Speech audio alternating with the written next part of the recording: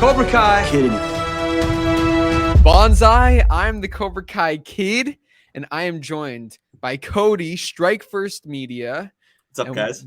We're gonna be talking Cobra Kai season 5. How you doing, Cody? I'm doing phenomenal, my man. Lots of stuff to unpack and talk about in this stream today, but thank you so much for asking me and just sharing this moment together. Appreciate it, bro.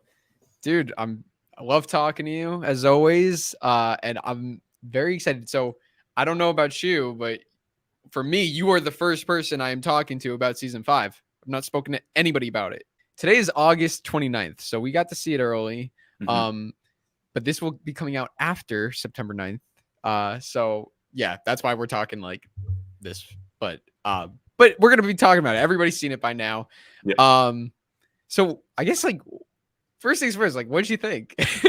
I know it's a very big question, a very broad question. We'll get into the nitty gritty, but Yeah. like what do you think of the season as a whole? So this may be recency bias, but at the time of that we're talking about this now, it is the best season in my opinion, and some of the best season of television I have ever seen. And I tell you what, like it took Cobra Kai to a whole new realm. Like some moments I didn't even feel like I was watching the same show from the same universe, if that makes sense. And it was just mind blowing. It was absolutely crazy. Because like when I was first watching it, I was literally sitting on the ground in front of the TV like a little child on Christmas morning, and my girlfriend or my fiance took a photo of me, and like it's like Christmas morning for this guy. it was hilarious. I can definitely relate. Dude, I loved it. I was absolutely blown away. Like it's just like it is nothing like anything I've ever seen before, and especially with Cobra Kai. Like, and I think I remember William Zabka actually saying this in the interview where this season just stands on its own. It's its own thing. It's Cobra Kai, but it's its own version of Cobra Kai, and like, dude, like I mean, we're gonna talk specifics, but like so good, and the finale, dude. So like halfway through the season, I was like, this feels like an final season type deal. That's what I was gonna say. The whole when I don't know what you're gonna say, but when Robby was like telling Daniel like you helped me out, and then like all of them were bowing him, it felt like the last season of the whole show. Yes, absolutely. Yeah, that exact. Actually, I just watched that scene. Oh my, so good. The music for like the I think it's like the third or fourth time now. Yeah, that scene, because like it just like with the ominous music, if that's the right word, in the background, it hits all the right beats of like a this is it type thing, but it's not though. So it's crazy. No, the real story has only just begun. It has, dude. You know what's crazy? It's like so there was a Ralph Macchio. Did you see the Beyond, what is it called, Beyond the Bonsai that Ralph did with Mary? You saw that, right? Yep. I don't know if you caught this, but in that interview, he said, like, I can't remember the exact quote, but he said something like, it's important now that we're at the mid series. Like, did you catch that? I caught that. I did. I can't remember if I made a video on it. I don't even think I did, but I was like, that was the one thing I took away. If I could take one thing away, it was that.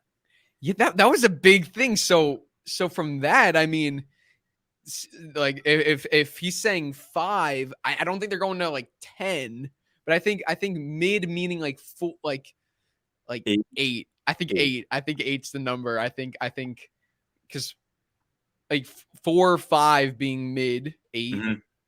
Like, it makes a lot of sense. It makes sense. But like the way this season ended, I'm like, where the heck do they go from here? Saikai Taikai, brother. Saikai Tai. Wait, is it? Yeah, that's Saikai Taikai. Am I pronouncing that right? Yes. Oh my god. It's like, that's freaking nuts. The World Tournament. Oh yes, yeah. Because I was like, what is he talking about? And I was like, oh yes, yeah, the whole yes. tournament. And Saikai Taikai literally translated is World Tournament. Oh, Yeah, well, like I that's searched perfect. up the translation. Wait, what is? Wait, let me search up. Like, what is? Is it Because what that's language is it? Is it? I don't want it to. might be Korean. Is it Korean? Saikai. I want to see what language it is. Because they didn't say what where like the location is taking place, did they? Oh well, Japanese, Oh, it is which makes sense because Mr. Miyagi, Japan, karate. Yeah. karate. Mhm. But no, but the flyer was written, I guess, in Japanese. The whole flyer was written in Japanese. Yeah. So, I mean, if anyone out there can translate, right? Do you know Karate Dojo Waku? That guy? Have you heard of him? Is He's it? like he does a lot. Like he only the only Cobra Kai stuff he does. He does like reactions, I think and I know the he's like a sensei.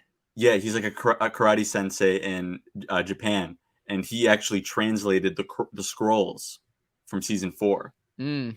So Which, I might after the season comes out be like, yo, what's this mean, man? Can you read all which, this? which didn't. There was nothing with the scrolls. You know, I thought I don't know if I want to wait to talk about it, but I thought Just Anthony go was right into it. okay. I thought because remember when Daniel said that Mr. Miyagi was gonna protect his family one day, I thought he was gonna have a little bit of like we were gonna see some of that, but Mm-hmm. unfortunately we didn't. I mean, I wasn't disappointed with Anthony's role. I just thought we were gonna see a little bit more in terms of the like self defense stuff, but I was still satisfied with what Anthony gave us. What about you? Yeah. So I don't know if you know this or not, but I am a big Anthony fan. Like I love Anthony. Like pancake tacos, everything from pancake tacos to him in season 4. Mhm. What the hell are you doing here? Like, yeah, I'm the son. You know, what I mean? Like all of that. I love Anthony. So going into season 5, I was really excited for his arc, and then also Mary. In this was another thing I took away from the Beyond the Bonsai video. Mhm. Mary talked about how she would be, taking on the mentor role herself. So like that set up her and Anthony, and Yes. we did get that. But I thought we were gonna get that. Like I really would have wished if there's one thing I could have wished for, it would have been an episode arc where Sam was training Anthony. And I feel like that would have fulfilled me right there. Mhm. Like just Because one episode, like episode 5. Like I love we'll talk about Jessica Andrews and all that, but and there was they had conversations, but then she said I could train you, and they had a couple talks, but I'm talking one episode where she takes on a Robby role, like Robby to Robbie and Kenny. Kenny, and TORY to Devin. What they did with TORY and Devin was great. With Robby and Kenny, I wanted Sam to be the mentor to Anthony, but Yeah. yeah. Um, yeah, I 100% agree. We got little or not Easter eggs, but seeds planted, and I assume that'll be taken to the next level next season with the Haikai Saikai. Saikai, Saikai Taikai, Saikai, That yeah, Saikai Taikai. I because I am wonder, I pronouncing it. wonder what's gonna Saikai Taikai. Sorry. where does that stand now with Silver being arrested and I mean Crease is coming out and they Yeah. don't need at this point they feel like they don't need to take down Cobra Kai anymore. So where does that go? Oh my No, gosh. that's the big question because you know, it kind of reminds me of what they did with season 3, because in season 3 you had no idea where the story was going. You had no idea what they were going to do. And then episode 8, I believe, is when they introduced the tournament, like the All Mhm. Valley tournament, right? That Yes. was episode 8. Mhm. So that's when this is what we're going to be building towards. So season 5, it's just we don't know where we're going. And then once we get that, it was episode 7. Once Crease reveals, which oh dude, we have so much to talk about. When Crease reveals that Silver wants to enter this world tournament, that's season 6. We know that. From that, and then episode 8, they're all training for it. So we know that's where we're going. Like they revealed that there. So wow. That is a great point. It's literally season 3, but taken to the next level because yeah, it's literally a legit parallel. It's a parallel because it's also setting it up in the previous season for the next season and like the later episodes, you know? Yeah, that was a great point, man. I did Thank not think of you. that. Thank you. So it's like when we see episode 7 where they announce like, okay, like Crease says Terry wants to enter this world tournament. Then episode 8, they're all training or they're all demonstrating their skills. It's like, it's obvious to us, okay, like season 6 is going to be this world tournament. But then we get the finale, which, you know, like if they're going to enter this tournament, everybody has to, it's still Cobra Kai versus Miyagi-Do, but no, they completely catch us off guard. Cobra Kai, everybody turns against Cobra Kai. Kenny, Devin, Kai, even freaking Kyler left. That's how you know it's bad. That's how you know it's bad when Kyler leaves. So they all leave, and Silver gets arrested. So now it's like you have this tournament, this world tournament, which we know that's going to be season 6. Like that's got to be season 6. But they set it up in a way where what the frick is going to happen? It's not just like Cobra Kai. It's still Cobra Kai and Miyagi thing. Like, what the freak? Yeah. I have some theories, but we'll get into that. Oh yeah, dude. They just completely threw us a curveball with that whole finale. I mean, I was like, upon my first watch, I was like, oh, this like rematch tournament, mini tournament. This is like finale level stuff. But we're getting it up in episode 8. So like, what else is there to come? Like, what else can they do after this? Yeah. And then, that whole last 2 episodes were just like warmed my heart, from the everybody getting along, everybody getting drunk, and Chozen and confessing his true thoughts to Kumiko. I was like, oh my! And then he called her, and let me tell you right there, I got really scared for Chozen. Yeah. There. Oh my God. Yeah. Yeah. Because that is a type of thing that you do before you kill someone off. That reminded me of like, you ever watch Stranger Things? I'm in the vast minority that has not seen Stranger Things yet. Oh man, do you know which character dies in season 4 or no? No, but you can tell me. I don't care. It's okay. You don't care? Are you sure? I'll probably watch it some down the line, but it's okay. You can tell me. Okay. Well, basically, Stranger Things spoiler for everyone out there. One of the characters, he was a new character introduced in season 4, Eddie, and there were a lot of theories that he was gonna die, and the writers were like, a character's gonna die, and then in the final episode, he like grabs Dustin.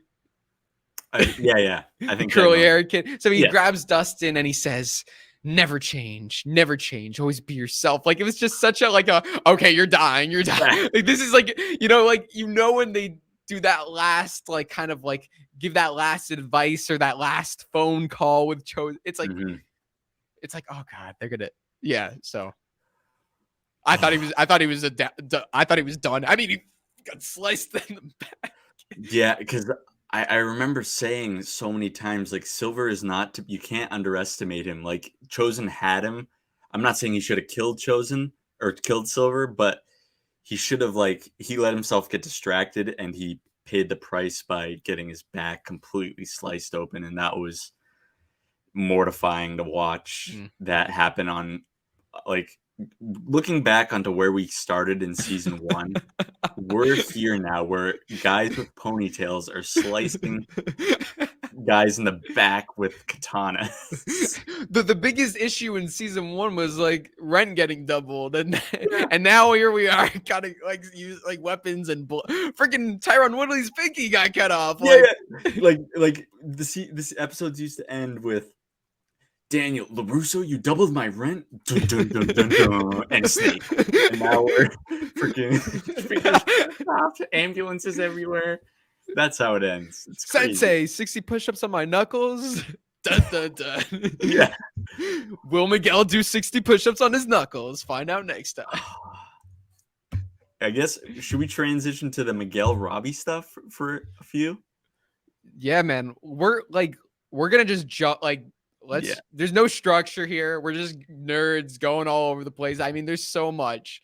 There's still stuff that we talked about, like that we got to go back to, like Chosen and Yeah. Silver. Like we got to We'll be go back back there. there. We'll get and the full finale. Like we'll get that. I feel like we could have a whole conversation on just the finale, but let me ask you, what did you think about Mexico? Because only 2 episodes, only the first 2 episodes, which caught me off guard. I was surprised by that.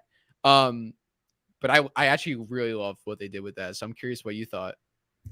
I did, like, when I first watched it, I did think it was a little bit rushed, but it still worked.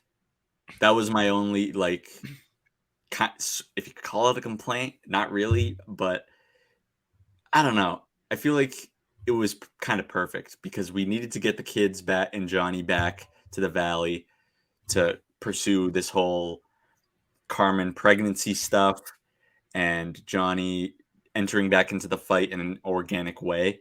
And I mean, I think they did cut a lot of corners with, they had to kind of smush it together a little bit, but I think it still worked for me. What about you? Yeah, I love the story. I love the whole story. I think like the biggest thing is like the reason why I think we expected more is because that's literally how season 4 ended, and it was so dramatic, like Miguel going to Mexico, like we kind of expected it to be this big thing.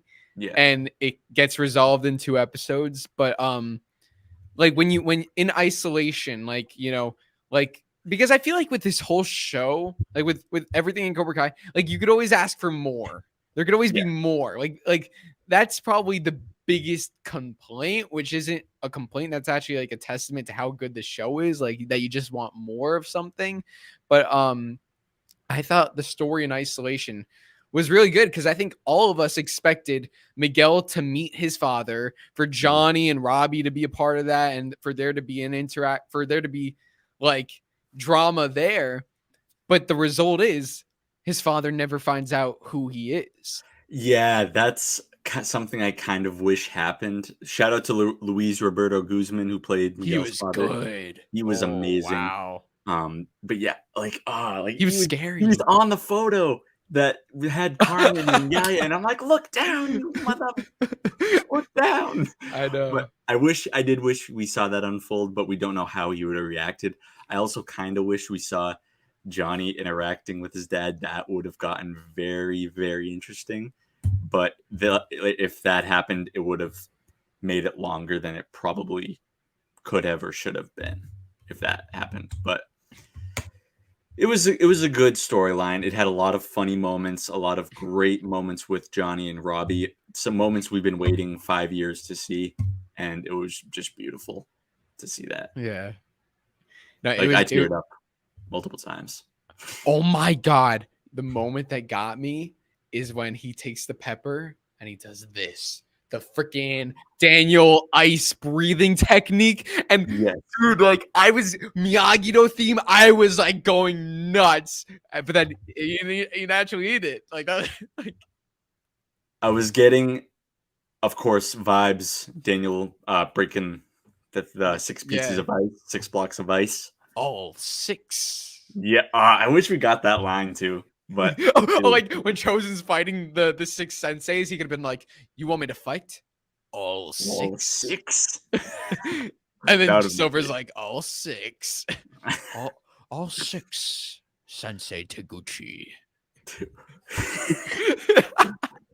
Yeah, I loved his alias, Sensei Joe. It's like, my name is, but you could call me Joe.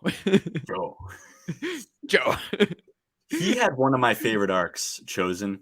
He had, oh my God, absolutely so phenomenal. Good. So funny and menacing when he needed to be and kicking ass when he needed to be. Sorry for my French, but he was. No, that's a given word when you're talking about Workai ass. Yeah, exactly.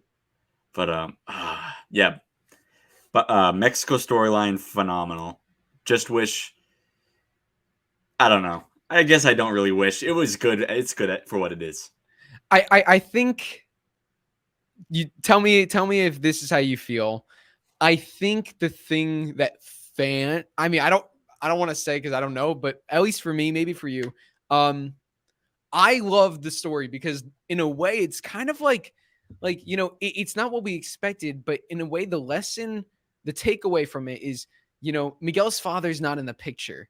Like, Mm-hmm. you know, no matter what, he's not in the picture. But you know who's in the picture? Johnny. Even though he's not his real father, like, you know, that's who he has. So rather than, you know, waste his time in Mexico, like he's got family. So that's the message. And that's what I love that message. But I think as fans, for like entertainment and like there could have been a story there, like it would have been interesting. It would have been a whole new element of drama if Miguel told him that, like, I'm your son. And it's like, you know, maybe he like freaks out and then Johnny comes and like rescues. Like, you know, there could have been like it could have gone either way. It could have both been cool. Yeah, it's definitely a moment of realization for Miguel that his father has been with him the whole time. He just didn't know it was Johnny yet. Yeah. Like, because he was that father type figure for him for the past year and a half, however long the timeline is. It But feels I like did, forever, but it's only like a year and a yeah, half. yeah, exactly. A lot can happen in a year. How does Miguel grow his hair out that quickly? I know. Whatever. I learned from the writers long ago not to question, not to look into the timelines, or else your head's gonna turn to mush or something. You know what I always found funny? Um, in season 1, Miguel has braces, and in season 2, he doesn't. So it's like right after the tournament, did he like Yeah, go to the dentist and then he went to the victory party? Like, you know, yeah. Oh, yeah, because that was the same it night. was the same night. It was the same night. So it's like, what happened to your braces, bro? Like, Let's go, man! Party. Hold on, I gotta get these things off my teeth after we just got in a fight, and I didn't wear a mouth guard. that's a question for the Q&A for John or Hayden's Q&A. I gotta Yeah, ask that, or yeah, anyone out there. That's a good one. yeah. But I think you know, John, Josh, and Hayden are brilliant, and you Mhm. definitely know you like. It's not even a question that they, when they're in the writers' room, they thought, "Do we want Miguel's dad to find out?" Like that's not, that. Of course, like that's Yeah, just of course they. I'm sure they have a. I'm sure they even made a story for that. Like I'm sure, or, maybe not, but maybe they have like a. Maybe that was That was definitely a thought. yeah, Um, I They definitely went with the more simplistic approach. They wanted the story to be more of like the takeaway. Like, you know what I'm saying? They went more simple because by Miguel's dad finding out that you got a whole nother episode and you got yeah. more like More, drama. yeah. Miguel doesn't learn the same lesson. You know what I mean? Yeah, definitely. I definitely think maybe it was included in the rough draft, like the first writing of the script, and then maybe they changed it. But yeah, it definitely saved a lot of like complications by leaving those certain elements out, which I'm glad they did because it meant more craziness back in the valley. Yeah. Yeah. So, okay. So that's Mexico. Great stuff there. Let's talk about this valley. So this San Fernando Valley. So you got these two bad guys, Daniel and Chosen, who are trying to stop Terry Silver from spreading good upon the valley. He's trying to teach positive lessons to kids about confidence and inner strength. But you have these two freaking poopy heads, Daniel and Chosen, who These are two trying to guys that stop him. care about trees too much. They care about trees and balance and all that. And you know what? Like, yeah, like I was rooting against them. No, I'm kidding. Okay. So what'd you think of the valley arc? Very interesting stuff there. Terry Silver is one of the smartest characters in movies/TV. He knows he's always one step, most of the time, he's one step ahead of you.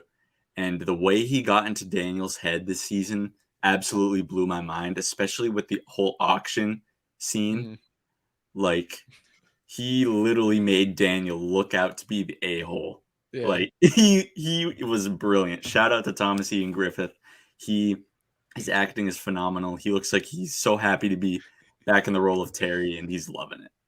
My favorite is when Daniel's explaining like the bonsai trees and like the smile on his face. He's like, What and then did he even claps for him. Like I love it. He's like, he's not like Crease would just be like, yeah. but Silver's like, what did he say to him when he bought them? He's like, it looks like a lot of work. I'm just gonna use them for mulch or something. Like yeah, that. something like that. Got 30, dude. The dude has like $30,000. I wish we we didn't see them after, right? The trees. Yeah. Well, they got smashed when Daniel pushed him. Oh yeah. Oh shoot! I forgot about that. I was gonna say... There's little moments that I'm probably gonna leave out too because it's still a blur to me, even though I've seen it a few times. I forgot about that. I was gonna say it would have been a really good opportunity if like you saw like during like the fight at the end if he like broke the trees, but I forgot like he already broke them. Yeah, like he did like the Mike Barnes. He just snaps them. Make a wish, daddy boy. Dude, Mike Barnes. Speaking of that guy, Sean Kanan was amazing, and he was so funny. I didn't expect him to be funny. Like I love like Daniel. What are you doing, Daniel? I gotta sign the contract 50%, Daniel. Like I love it. I just like I call him Sean. Yeah. He's Sean. Man.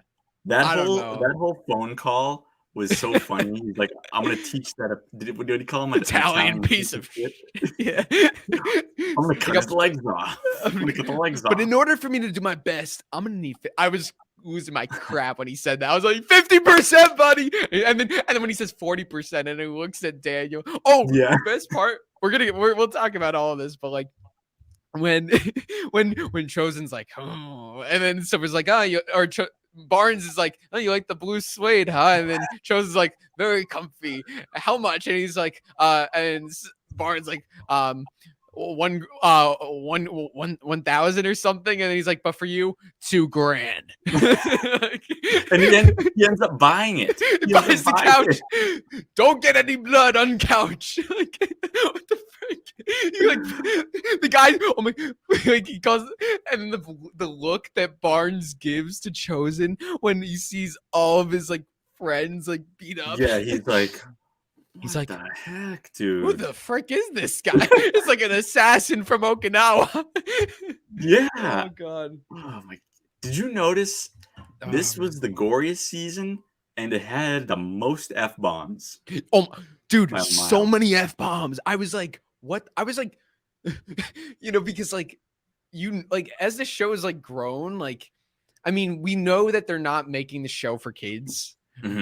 But there's such a young audience, especially as the show's gotten bigger, and like they didn't hold back. Like especially like that guy in Mexico, he's like, "Get out of here, you effing head! Like you piece of like you effing like." And Daniel, Mike effing Barnes. Those poor Latino Spanish speaking kids that are gonna watch the season. Oh my god, they're gonna see that and be like, "Mom, what is this show?" And then they're gonna start saying it, and then the parents are gonna regret it. It's from Cobra Kai. Mom, it's okay. It's from Cobra Kai. Oh god. No, Sean was great. Sean, he killed it. I mean, and we got like, they were like brief, but we got Mike versus Chozen, and we got Mike versus Johnny. Like we got and Mike versus no, Mike didn't really fight Daniel. Like kind of like a push, like a little. Yeah. Daniel, you ruined my life. I loved it when Johnny was like, yeah, bad boy knows what he's talking about. That scene was like, they're all just like, it's the funniest thing. Like there's not even like, it's like, what's so funny about that scene is like, it's not even like here something happened, let's go fight Silver. It's kind of like they're just like all drunk and like, yeah, we're pissed at Silver, let's just break into his house. Like, they just like random, it's out of nowhere. It's just because Mike comes in and says, let's go beat the crap out of him. Johnny and Chozen are like, hey, Chozen. I love how Chozen anytime someone wants to get into a fight, Chosen's just like, oh yeah, I'm in. I'm ready to kill. Yeah, Like he's like, no, he's got to be scared of this guy. I love that line. he's like, I could be monster. I'm sure you'd make a great monster. Is what Amanda says. Oh yeah, dude. And I love when they're Sensei Kim and Terry are watching like the security footage. You just see the bus just bust through his gate, and I was just like, "Yo, what is going on?" Can we talk about Thomas in the final episode? Needs what's like above an Emmy? What's above an Oscar? That guy needs it the hair, the messy hair, the blood on the side of his face, the black, the chain, his look, the bloody sword, the bloody sword, hand. And my favorite part, well, no, I have a couple favorite parts, but the part that really got me, like when Johnny's like on the say it. Wait, I don't know if we're gonna say the same thing. I think it might be what I'm thinking. Okay, so when Johnny's like on the ground and like the fist has him, and like and so like I don't know. He's like you come onto my turf. Come on. Was that what you were thinking? Oh no, I was thinking of the ultrasound picture popping out, and then that just kicks Johnny into high gear. Oh, that too. Yeah.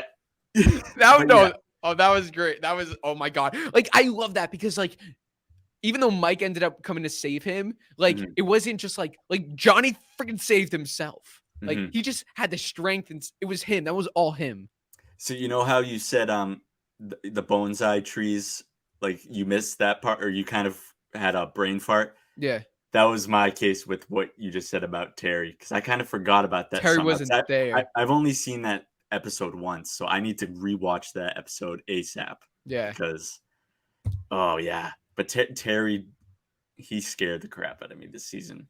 Yeah. So when you rewatch, when he goes up to like, this is why he's so good. It's like, oh my God, I'm like getting chills just thinking about it.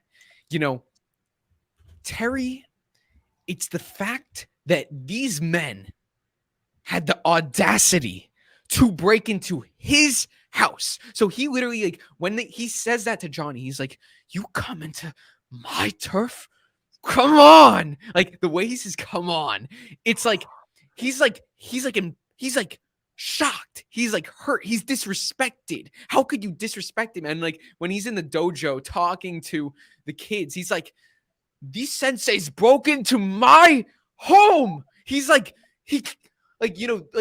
out of everything, out of all the confrontations, he can't believe that. They crossed the freaking line there. And the way Thomas, he's a freaking madman. The way he, like, you got to listen to when he says, come on. Oh my God. He's like going to cry. Like, I'm telling you, there's something magical about that line. Yeah, I'm going to rewatch that after we're done. Goosebumps isn't even the word. I'm loving this right now. Like, this is like, so I feel like I'm like in a therapy session because like a crease right now. Dude, it's just like I have like all this, like, you're the first person I'm talking about this. I haven't spoken to anybody, so it's like going back and forth, and like there's like, dude, we talked about so much, but we really didn't. Like, okay, yeah. What now? What do we get into now? Because everything we talked about, we could go into more, and we will. How about our boy Johnny Crease? Oh God! Oh my!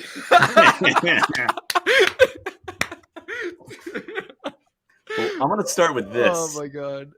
I loved that we got our first look at de-aging technology in this show. That was beautiful, and the voice, the look, the hair was spot on. Oh my God! Yeah, like. Yeah. I did not expect that. Betsy, very cool. I kind of expected him to see her. Captain Turner, yes. Terry, of course. You expected that? Betsy and Turner? Well, I didn't expect it, but like I could see why he would see them. But like just seeing a young Johnny again, I was like, holy crap, they went there. God. One of the best scenes in the show. that scene. Holy, are you kidding me? You Yeah. kidding? Like they nailed, like, Billy nailed doing his younger voice. yeah. Like I don't even know if that was like tweaked or anything, or if that was literally just him doing his old voice, and that was all like just him. What do you think? Do you think it was tweaked with a little bit, maybe? So I actually asked Hayden Schlossberg, the creator. I asked him because I was so curious. I was like, this is so freaking cool. I was like, did you like, first off, was it deep fake or was it de-aging? Because there's two things. So for everyone out there, de-aging is when you take the actor and you like they've done that in like a lot of, what was that, Once Upon a Time in Hollywood? Did they do that? Was that the big Yeah. thing? De-aging? Yeah, and they also did it in Star Wars with Luke With Skywalker. Mark Hamill. Yep. Yeah. They went with deepfake, so that means they got a completely different actor who looked like Zapka. Same hair, same, they got him the clothes and everything. And then they use like technology, like getting like, it's crazy how they do it, like getting images and videos from Johnny in Karate Kid, most likely, and they kind of meshed the two. And they actually did a really good job. Like I thought that one was better than Luke Skywalker and freaking Mando. Yeah, Like it's definitely come a long way. Yeah, like I mean, obviously it's not like exactly it, but like I mean that was pretty dang good. And yeah, so that was Zapka's voice, and you could hear Zapka. Well, obviously, but like it was older Zapka's voice, and they like use some like technology to kind of change it up. But oh my, yeah, because like, what did he say? The people you've hurt. Like that was, oh man, dude, are you angry, John? Like, oh my god, like, yeah, I'm angry at the people who put me in. Oh god, oh my god, put me back into this cage. And you know what's so like interesting? Like when you rewatch the scene, like, because I didn't pick up on this the first time, but like when you rewatch it, it's like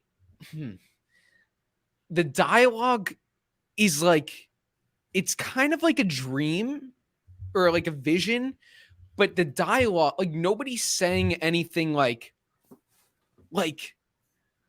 nobody's saying anything like Silver isn't saying like, oh yeah, I put you in here. Like this could all be dialogue from the therapist. Like it hypothetically it is. Like we're led to believe it is dialogue from the therapist, but these different characters are kind of saying what they represented. So like when Silver says, "Are you angry, John?" Like that's the therapist asking, but you know, they make Silver ask it, or like did you did you lose someone, John? You know, Betsy asking that. Like that's the therapist, but they use Betsy. Like, oh man. Could you imagine when Silver's like, "Are you angry, John?" and then Crease just kicks the therapist in the face? Like I was like, yeah, I was thinking like when he gets out of his chair, do you think he actually got out of his chair? Or no? Maybe, because if I was the therapist, I would be like, whoa. Like, back up there, buddy. I don't, maybe. Probably not. I don't know. It's interesting. It was really great. You know, like, so the thing that I love, like, you know, because season 4, like, you know, was exploring Crease a lot, like, you know, and especially when he talks to Johnny, we find out his motives. Like when his conversations with Johnny reveals his motives, why he is the way he is. And here we have this scene, and I'm waiting for the takeaway. Like, you know, I was waiting the whole time. I'm waiting for like, you know, where is this getting at? And the line, it was the last line that Crease said. And it really like, that's what I took away from it. And that's what I think the big takeaway of the whole therapy session was, you know, Johnny saying, when they're talking about, when Crease is like talking about his students and Johnny's talking about his students, it's like, Johnny's like, you wanted them to be you. And then Crease says, no, I wanted them to be better than me. Like, oh man, like, because that right there, that shows like he's aware that he isn't good. He's not perfect. He wants the best for these kids, like in his own strange way. He doesn't want the kids to be him. He wants them to be better. Oh, I love that. Yeah, oh, because wow. and the therapist even is kind of like picking up on that, because she says, like, I think she says something like, deep down, I think that good person that you were is still in there. And that's when we see Barrett, which was nuts. Oh, that's when he takes the freaking card. Yeah. Yes. There it is. There it is. Oh, when they re-showed that, I was like, Crease, you sly bastard. Cody. Yo. Cody. I wouldn't be talking to you right now if it weren't for that final scene. If Crease died the way he died and the way he died, I was about to stop watching the whole show. I was literally like, I had to go back and rewatch that 3 times because they expected me to see that and then move on to the freaking limo. I'm like, are you kidding me? I'm telling you, like talk about anger. I was more angry than Silver when Barnes and everybody broke into his house. I was going to stop. I was going to quit the show. I was going to quit the show right then and there. So you can imagine how happy I was that last scene came on. I lost my cool, and it was a brilliant scene. So thank God for that. Yeah, because that would have been so weird, because that guy was like worshiping Crease in prison. He was calling him sensei, bringing him his Jello cups. But like, I bought it upon like when that happened. I was like, oh, Crease can't be dead. And then when you don't kill Crease in the beginning of an episode, you don't do that. Yeah, and especially like that, it can't be like that. Oh my. Okay, so my thoughts with that is like, did he have an arc for a death? Yes. You know what I mean? Like, it wasn't like it didn't come out of nowhere. Like that beginning scene, like, you know, it kind of set that up with like, you know, him saying like, you know, I know my time here is over. And like with him stopping the fight, it kind of it showed like an arc. So I did appreciate that. Like if he were to die like that. However, my biggest thing with why he couldn't die right then and there is because of the relationship with Johnny. He never mended his relationship with Johnny. And that's the biggest thing for me, is if Crease were to die, which I did have a theory that he would die. Now I'm not sure. I don't know if they would do that like twice. I'm not sure. But if he were to die, he would have to mend his relationship with Johnny, because, you know, they're set. Like, even though he's like a villain, they're kind of setting up like he's like an anti-hero. And like character. He's a great and if he's gonna go out, like you know, like that's the one thing I feel like if he were to die, the one thing he would want is just to know that Johnny knows that he cared about him. I think that was the one thing. So that's what would do it for me. But there was none of that. So and you're a big Crease fan. I love Crease. Also, I know I was like, Martin Kove would never allow this. He would never allow this. you know what I'm talking about, right? And he was like, you know how Martin Kove teases. He teases like, I'm getting out of my cage or something like that. And I'm like, Martin, what are you doing, man? So, he wasn't lying. He wasn't lying. He did get out a little later than we expected, but you could only imagine if like John, Josh, and Hayden told him about that, he would have never went with that. Ever. Yeah. Ever. He is arguably the biggest fan of the show amongst the cast. He is, without a question. There's no one close, I don't think. He like his he embraces his character. The character so much, and you love to see the passion from an actor do that in their everyday life. It's so cool. So yeah, you got to do some justice for Crease if you're going to kill him off like that. It's his life. He's Crease. He is Crease. Like, he's been in other great movies like Rambo and stuff like that, but like the Karate Kid is such a big part of who he is as a person now, and now Cobra Kai. So I 100% agree with you on that. I think I'm like so sure that if Crease were to die, like if that's how he were to go out, I feel like Martin would just like not even care and like just like spoil it. Like, yeah, I died. Like not like the Valley. Like he wouldn't like he wouldn't be like posting like I will get my revenge. He wouldn't do all that. Like he would kind of like I don't know. Just oh man. And what's interesting is because a lot of people were like, "Where's Crease on the poster? What the heck?" It's because he's lurking in the shadows. He's doing his thing and trying to bide his time to get out of prison. And it's the arc that's going to sneak up on you. And that's exactly what happened. You also know that he was pissed about that Martin was pissed about showing up in at the end of episode 5. Like that's what he Crease showed up. No, but like Martin like the like one of my favorite like questions, like when he's asked about like whenever he's interviewed, he's always like when he's like talking about like how Cobra Kai came to be, he's always saying how John, Josh, and Hayden approached him and said, "You're gonna come in at the end of episode 10," and he says, "Why can't I come in episode 5?" Like, so he always wants to be in more. Like season 4, he was like, "Why are all these new guys coming in?" Like he wants the spotlight. So like, but I love that about him. Yeah, he is John Crease. He is, and the more John Crease, the better. I'm just gonna put it that way, and I'm glad he's out of prison. But thank God. I do have a little bit of a hot take, though. So, my favorite season, by far the best finale, but the cliffhanger is my least favorite. I see what you mean. I can see what you mean. Yeah. Obviously, I cannot wait for season 6. But as in terms of the cliffhanger getting me hyped for what's next, it's unfortunately last, because when you look at the past seasons, you got Crease coming in at episode 10, 110. Crease coming, or the school fight in the season 2 finale.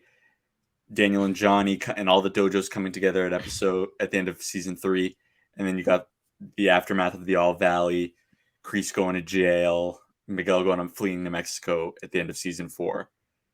This one, it kind of ends abruptly, if that makes sense. Like we see what like everybody reminiscing or not like coming together after the events at the flagship dojo and with the ambulances and stuff, and then we just cut to Crease waking up and beating everybody up. I tell you what, when he was laying down and we just see Crease.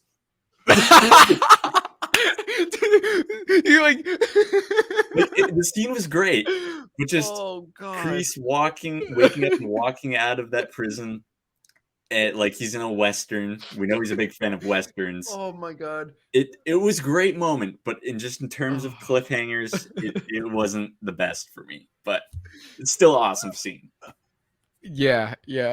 Oh my God, it's so funny thinking just the way he wakes up. He's got smushed Jello on his stomach. He knows he's full of crap. He's like, "Oh, I don't know how much longer I can bide my time.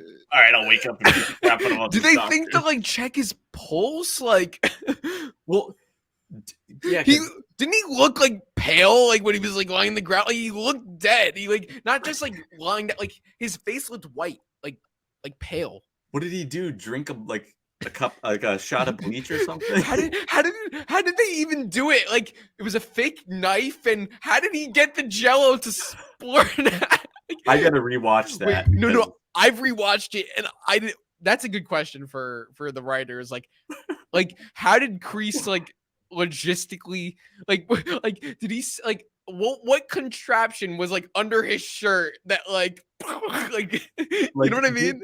Did he like pretend to get stabbed with a fake shank or something, pull the Jello out and just smush it on himself, and then he just gives the trash to the guy? Or I don't know. And like I gotta go back and rewatch, but I thought like I thought he got stabbed in like multiple spots, like different spots, but he only had like that one. Yeah. And then the doctor, he tastes his blood. It's Jello. Also, what like okay, like what kind Jello. of security is this? Is this like a prison? Like you're telling me there's only like one key card away from freedom? Yeah, so oh, yeah. Like I didn't think that was how prison worked. Like, I have a lot of friends who are correctional officers, and I was like, I listened to stories that they tell me about Yeah. it. I'm like, yeah, this would never happen. No, like yeah, no, you just have to like you have to just enjoy it for what it is. Yeah. But like it is funny that like it's so unrealistic because like also like so like Crease could have just like can anybody get into that hallway right there? Like, because Crease, like, you know, after he got that letter that Mhm. said, like, you know, you're not gonna get an early release, he went right into that hallway, you know. Like Yeah. what's to say he doesn't beat her up and leave because there was nobody outside of the prison, like making sure that anybody was getting out. You know what I'm saying? Yeah, they should have, like, those hallways on lockdown or something, but because, like, when they're shut in their rooms, they're locked in, I'm pretty sure, and the guy, like, opened the door to give him his mail, and he never shut it again, which is interesting. Yeah. I don't know. Dude, have you ever seen Joker? No. Oh my I'm god. letting you down right now, man. I haven't seen Stranger Things, I haven't seen Joker. You're disappointing me. I don't know, I'm Mm. kidding. I'm kidding. I'm kidding. But you need to watch. I will send you the link. Mhm. There's a scene in Joker where well, there's actually like two scenes in Joker, and it just gives me like it's literally the same vibe with like Crease walking. It was actually a Frank Sinatra song Oh. playing as so same thing with like it was the same thing. So in Joker, the first scene was Joker like beat up guys in the subway, and then he was like walking away from it, and as he's walking away smiling and walking in slow motion, and the cops are running past him to the scene like not knowing that it was him. So that reminded me exactly of this. And then also at like in the end of Joker, he's like walking through like a mental institution, um you know, and just casually walking, and like you know, Mhm. the way he's walking, it gave me a lot of Joker vibes. Just this like madman wearing, you know, this different outfit, cops running right past him. He's just smiling. He's got the key. Yeah, because he's all dressed up, he's got, like, the coat on and everything. God. So, I was thinking, is what he's like, I know he's gonna be acquitted of all charges, I think, because that's technically still illegal, he still escaped Oh, from he still prison, he escaped from prison. Like Yeah. that's still like yeah. So, I wonder if he's gonna be, like, laying low. Maybe he goes to the old dojo or Terry's house, he's just like, "Ah, Terry, look at all this wine you left me." I'm sorry. I just had a thought. Okay. Have you ever seen Prison Break? Yes. You've seen I've Prison seen Break? that. Yes. Michael Schofield would be like, "What the frick is this?" Like I couldn't. You're telling me all I needed was a key card to break out of jail? Like, you know what I mean? Like, it would have been so much easier. Like, Yes. Have seen that. but you know what I'm saying? Like, Yeah. sorry. I just thought of that. I had to get that out. That was genius. Oh man, what were you saying? Sorry. Um, so I feel like Crease, he's probably gonna want to go after Terry, right? Mm. He just maybe he just goes to Terry's house, and Terry's not gonna be there. He's gonna wait for him, so he just lived at Terry's house waiting. Oh my for him. god, yeah, he could. Oh, because he's gonna see all this freaking. It's probably gonna be covered in like caution tape, because that's technically a crime scene. His Terry's house. My question is like, how come like Johnny, Barnes, and Chosen don't get arrested? You know what I'm saying? Like, Yeah, good point. like realistically, they should be getting arrested for that. Because still breaking and entering. They're still like. Because didn't Terry say a line like, you're breaking and entering, and like the maximum level of force is like he no, go ahead. Oh no, he said like you're trespassing, so like any like anything, like any violence inflicted here, something is like defense, like on, you know, like if he were to explain it to the attorneys, it's like, you know, the fist beating or killing them is because they broke into his home. Yes. And you know what I'm saying? So Yeah. then that's why he went all out, because it's like, if he kills any of them, it's like, no, like they were trying to kill me. It's justified. It's justified. Yes. Yeah. Oh, he said any violent or any violence or something is justified. He said something like that. Yeah. You got the word right. That's where Terry is like, oh, now I can do whatever the hell I want. And it's okay. He said he was like such a James Bond villain in those last 2 episodes, like with the chairs, and because it was Louis or Anoush when they were at the golf course, and he's like, "What's up with the Bond villain?" Oh yeah. I love that scene with the golf, like, dude from Okinawa, like robbed us, like the Okinawa assassin, like, you insult my honor. Sorry, Mr. Chosen. Sorry, I love that, Mr. Chosen. I'm sorry. I love Louis was great. Like, oh yeah. Oh my gosh. When when Louis found out Anoush was dating his sister, Vanessa. Oh my god, that was so funny. That was brilliant. I love how they brought her back. God. That was good. I knew as soon as I saw the girl, I knew that was her. Yeah. As soon as I saw her, I was like, that's her. Yeah. Because Julia's been promoting season 5. Like that was a good way. Most of the time when people are, they're in it. Yeah, like Barrett was posting it. Oh my, Kim Sung Young. We didn't see his face a whole lot, but we saw him. Like, is that like, dude, like gray, like long hair? Like, oh my god, that guy's like freaking like Lord Sidious, like a freaking, the only man that we know of revealed by Hayden to be on the no, he's like Darth Plagueis. Sorry, he's Darth Plagueis. Yes, the only man to be on the same power level as Mr. Miyagi. Oh my god, I love that. I wish, like, the only thing is, I don't think they never met. I don't think so. Yeah, no, because Chozen was explaining like, oh, Miyagi-san left Okinawa World War II for World War II, so he probably had no knowledge of him. That sucks. That sucks, because they're definitely gonna go back and explore that time. Yeah, and like that, you can't ever do like Miyagi versus Kim Sung Young. Like, you know what I mean? That sucks. But maybe they might explore Sato, but it's not the same because it's not Miyagi. Because he said Sato didn't like him, Kim Sung Young. Sato learned from him. Yeah, is that what he said? Yeah, I think Sato learned from him and Miyagi's father. No, he didn't learn from him. He just didn't like him. Sato didn't like Kim Sung Young. How did he know him though?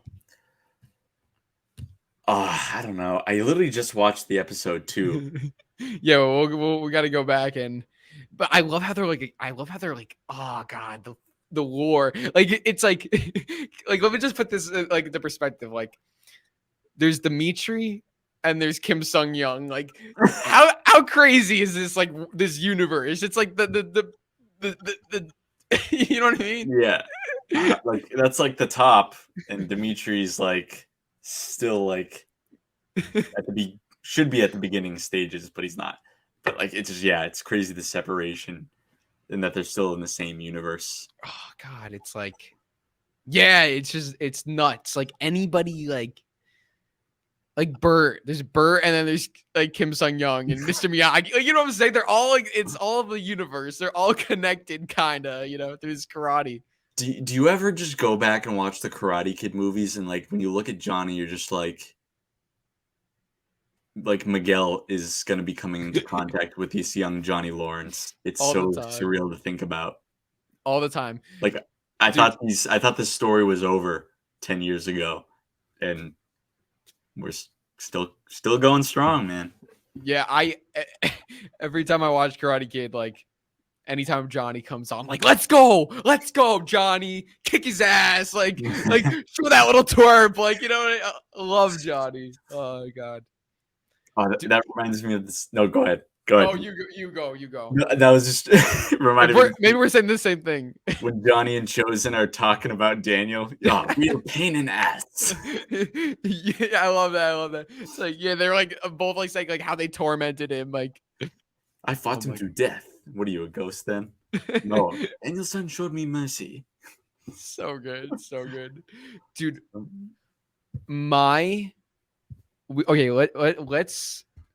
Let's talk. Okay, I'll give you my funniest scene, and then you give me your funniest scene. Okay, the scene that made me like I'm telling you, I never I couldn't stop laughing. Like you know, it wasn't like a chuckle, and it wasn't like I was like actually like kind of crying from laughter. It was the funniest scene I've ever seen. It was Johnny watching the YouTube video how to take care of a baby. And when he's wrapping the cores in a towel and he's shaking the cores and it's spilling onto the ground, I was like dying. I'm like, oh my God. He's like, oh shit. like the way he's like I love it. He's like looking at this, like the YouTube video, like trying to, and he's like, it's just falling out of, oh, it's like, oh my, so good. Like the music, it was so serious. It was like this serious, like rock montage, and he's trying to, or to take care. He's replacing his like photo of like the, oh my, dude. Sorry, I'm still trying to think of mine. Oh, what'd you think of that one? I thought that was hilarious. That all the Johnny montages on the computer are great. Okay, mine might be when Johnny's jamming out to what's his name? Not the girl. Oh, Billy Idol. Billy Idol. Yeah, yes. Yeah, Billy Eilish. Yeah. And then he starts peeing in the chorus can. I got me. He's so funny. And a lot of the Chosen one-liners got me too, like the real pain in ass. I could be monster. Oh, and even one of the first scenes with Chosen walks out of the pool bare ass. I was not expecting that. And no, this one might be it. When Chosen's watching 90 Day Fiance, he's like, oh, a bunch of empty Yoo-hoo bottles. I'm like, damn, Chosen, what are you doing? He's good. He was really good. And drunk like, Chosen too. He was when he's dancing, like. Oh God! Shout out to Yuji, man. He is hilarious, and just can be one of the funniest characters in the show, and also the most menacing in the same scene. Oh my God, that is true. Like he could go from like, yeah, because when you're watching the him versus Silver fight, like you don't think that's not the same butt naked guy from episode 1, like exactly, and that it's proven also with the Louis and Anush scene when he's like, "You insult my honor," and then he just smacks him and he starts laughing. He's like, oh God, oh my God, dude, Chosen, and you know what I loved? I loved how like, you know, he goes to the club.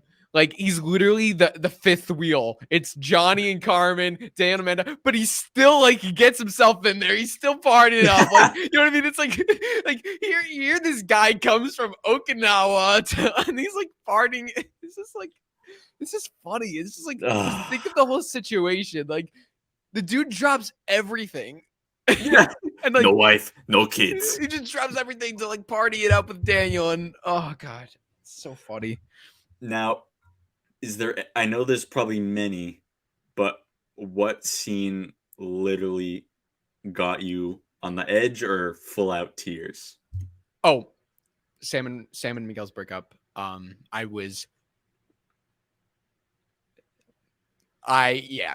learned some. I recorded all my reactions to the whole season. I like had my phone set up, so I recorded everything.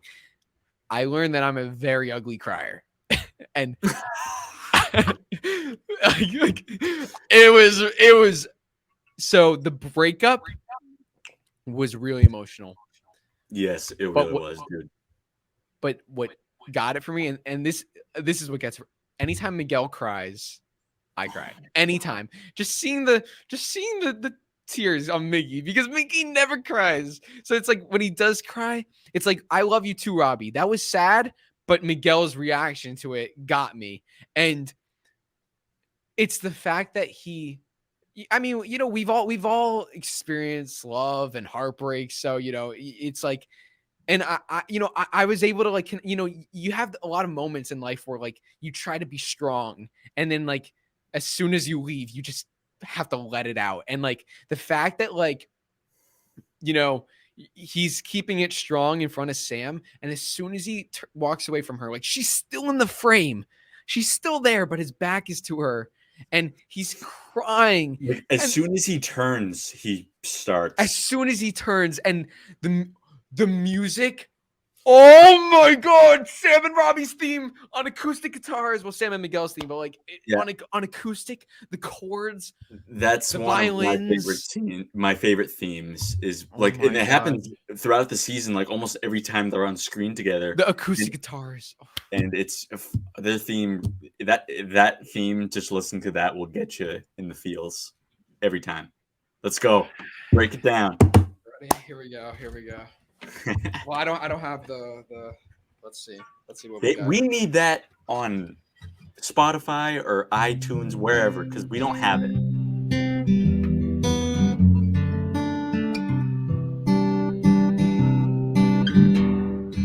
Recognize it? Yep. Oh wait.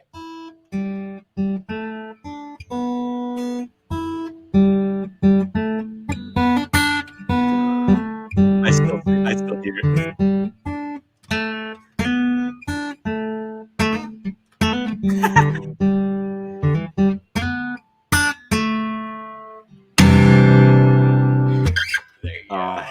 That theme always gets me, dude. Yeah. Okay, I'm gonna say the scenes that got me, and then I'm gonna write this down because I know I'm gonna forget it. The next talking point. So the scene that probably got me the most, it's kind of like goes hand in hand. Daniel going into Mr. Miyagi's bedroom when he never goes in there. The scene with Robbie and walking out when she said, we're all gonna stand up to Silver, and he walks out and you get like the Miyagi-Do theme, and he just looks around and he's like, everybody, that's the team up that we've waited so long for. And when Daniel gets destroyed by Silver in episode 5, you were like crying? I was pretty sad because, I mean, I'm not a big Daniel LaRusso fan, but like I grew, like, the Karate Kids were my life when I was a kid, and just to see a character that was so cherished to me when I was a kid get completely beaten like that. Tears. Oh, like, not, I wasn't crying, but like I was getting like, wow. I was like, holy shit, dude. And then like just the foot on the throat. Oh God. Yeah. That was tough for me to watch. Wow. Wasn't full on bawling, but I was maybe at one tear of shit.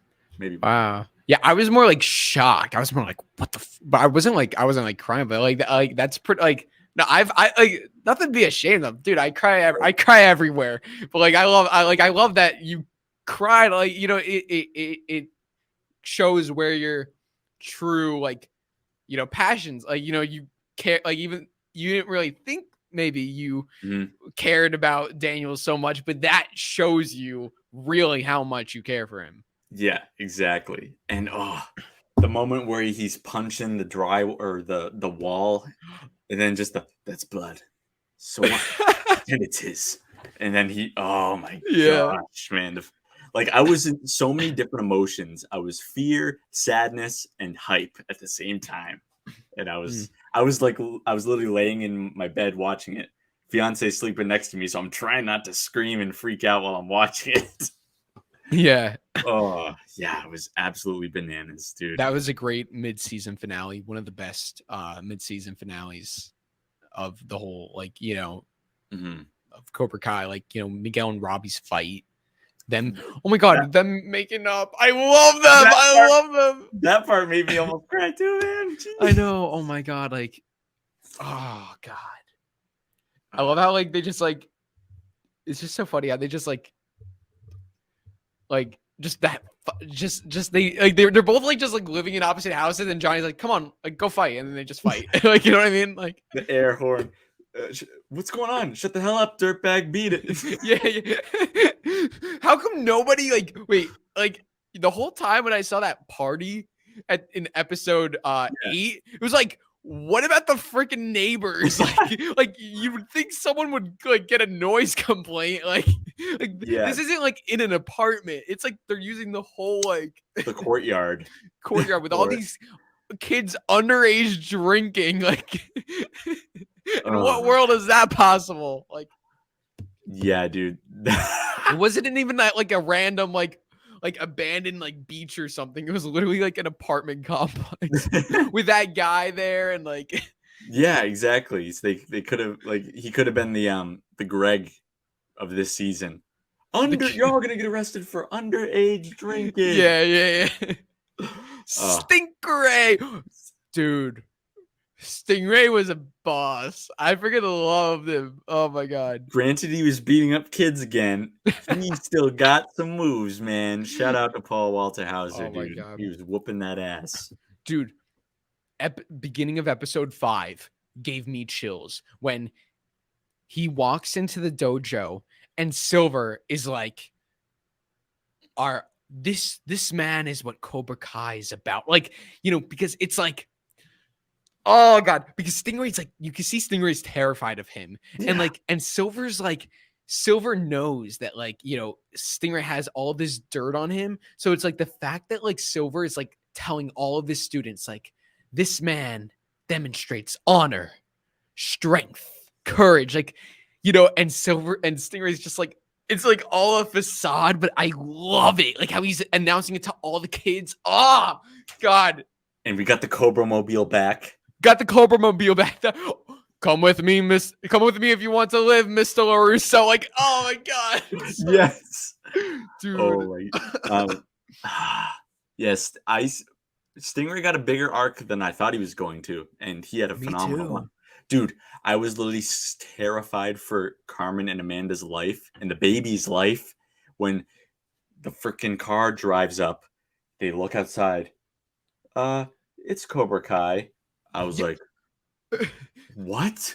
But it was Stingray, thankfully. I was like, if you do something to Carmen right now while she's pregnant, oh, hell no.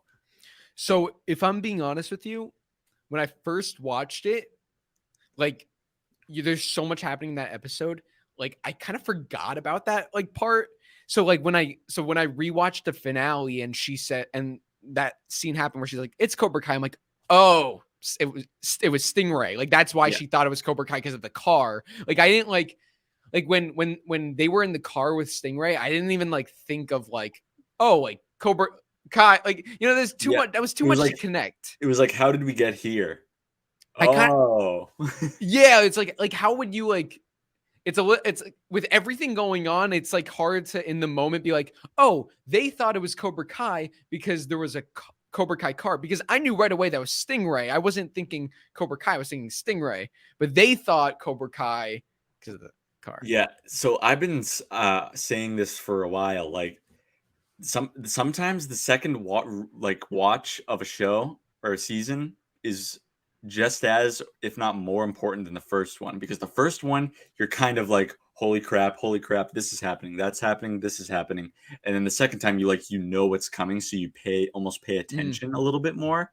That's what I've noticed, because upon my second rewatch or my second watch, I'm like, oh, I didn't even notice that time. I didn't know that little callback to My Cousin Vinny when Crease says, you better not get one of your I know, I picked that up right away.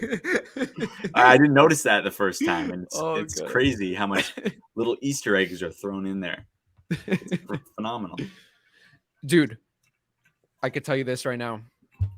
Absolutely hated Daniel and Johnny when they wrote that freaking no mercy mother effer to Crease. Like, pissed off. Like, are you kidding me? because I love Crease. I love Crease, and like I feel like, I mean, like he helped them, and like have fun. Like why is Johnny like Johnny pisses me every Johnny Crease scene. I hate Johnny because Crease literally is so nice to him, like saying like nice saying. to him. He's so nice, right? Like, think of one time where, like, other than the time he tried to kill him, like, other than that, he's so nice to him. Well, even when he tried to kill him, he's like, "This is really a last chance, Johnny." After the 4 other chances He I've gave him given like you, 8 chances. he still gives him a chance. Oh, yeah, man. so like he tried. Oh my god, like he tried to get him Jello. Like, dude, like what kind of guy? Like the guy is in jail and he still is trying to give you like, and Johnny's just like, nah, I hate you. Like, bro, like, what's it gonna take? Like that pissed me off. Mm-hmm. Like, because I love Crease.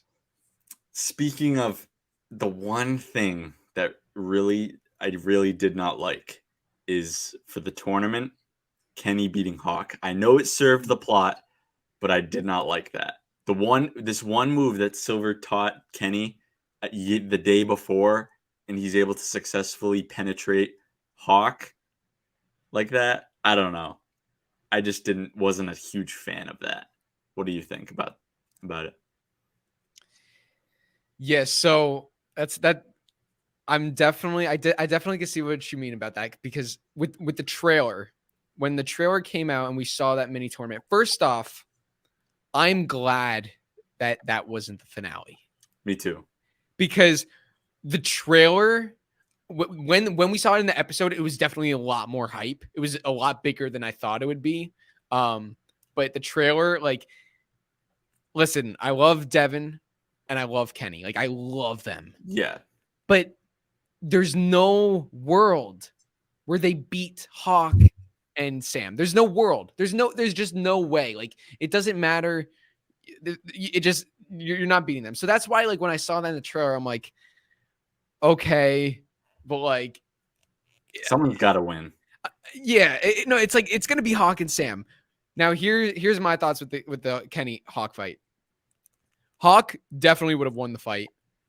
Kenny, I understand, like, you know, he learned the move the day before and he perfectly mastered it, but the thing is, you know, I find it realistic enough that he would have landed like a hit on Hawk. He did land a hit on Hawk, you know. So it's like any other punch, but he just used this method to really put him out. So it's kind of like, that actually does make sense. You know what I'm saying? That was the only hit he got on him, right? Because then he forfeited after. No, he hit him before. He did. He got the first point, but then because Robby told him, like, remember, like, he's in Cobra Kai, you know, he's being brainwashed by Silver, like, kind of like, don't go too hard. So he kind of was like being more defensive, and then Kenny got a real point on him. So it's like, it doesn't surprise me that, like, you know, like, obviously, like, Kenny's a good fighter. So, like, you know, to land one hit, like, I find that believable now. So, like, you know, he just used the move that took him right. It wasn't like, here's the thing. It wasn't like if Kenny just like regular punched Hawk and he just fell and couldn't breathe, that would have been like, I would have had a problem. I would have had a problem with that. but the fact that he used that dirty move, I was like, okay, that makes sense. And Sam winning, I love Devin once again, but you know, of course Sam kicks the crap out of her. Like, it makes sense, you know. But did you think that ref was bribed as well? Oh, 100%. Yeah.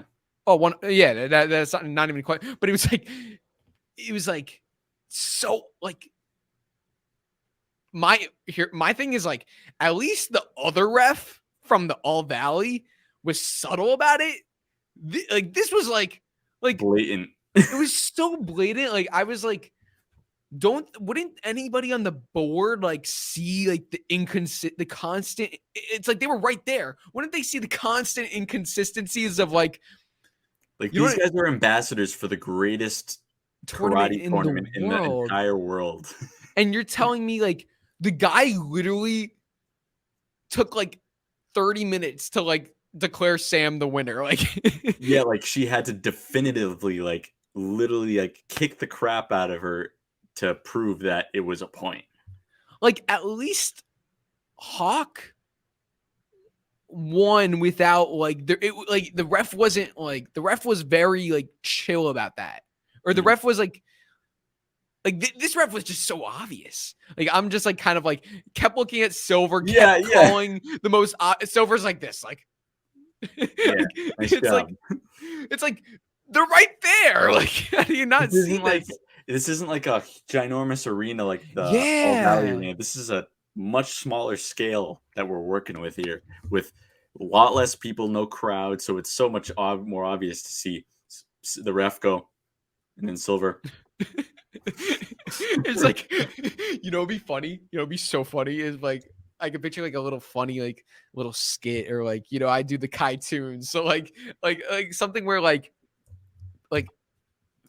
picture like a close up of the ref turning to Silver and nodding, and then a close up of Silver and Silver nodding, and then it's like a wide shot of everybody just staring at them. Like, everybody just stops and staring. Like, what are you doing? What's going on, man?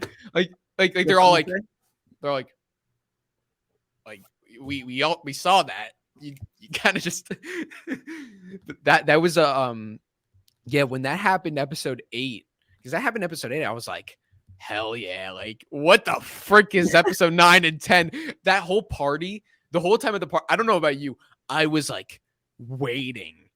I knew something was gonna go down. I thought when Chozen was making the phone call to Komiko, I thought he was gonna like kidnapped or something. Like, I thought like killed. I was like, the whole time I'm like waiting for something to happen. And then obviously at the end they get kidnapped. They all get kidnapped together by Barnes. Dude, Mike. Oh my! When Daniel was like, he's on something. Did you look at his eyes? He was on like crack or something. No, I'm on Minute Maid. One of my favorite callbacks was when Chozen, Johnny, Amanda, and Sam are at the table talking. Daniel wakes up in his suit and he's like, I'm done with karate. The glasses. Perfect callback to the Karate Kid 1, covering up the black eye. Absolutely beautiful. Oh God, so Loved good. It so much. Wait a second.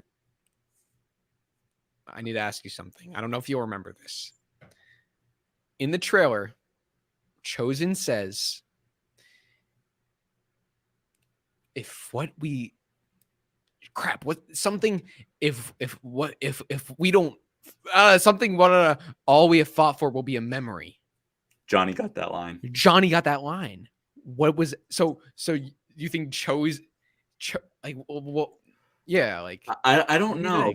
I feel like they just wanted. You noticed that, right? Yeah, I did. Like, I just watched that type of episode and I was like, hey, what the heck? That's Chozen's line, man. Yeah. I think they just wanted to give Yuji some dialogue, but which doesn't really make a lot of sense because Yuji had a lot of great serious dialogue. I wonder why they kind of just swapped it. Can I tell you my guess? Yeah. My guess, obviously the season was done, so it's not like, you can't really say like, oh, maybe like the season wasn't done.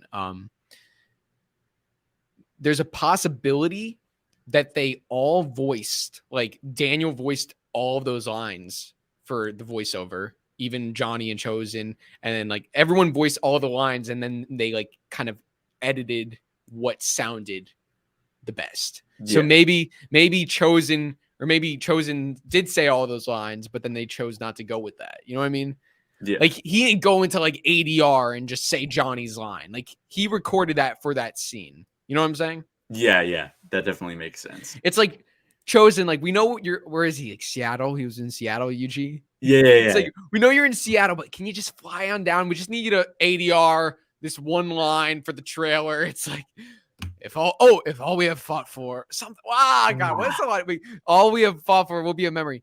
If we lose, if this is it, like, God, you know what I'm saying? It's something. Dang it, dude! It's on the tip of my tongue, dude. If all we have fought for will be blank, blank, blank, blank. All we have fought for will be a memory.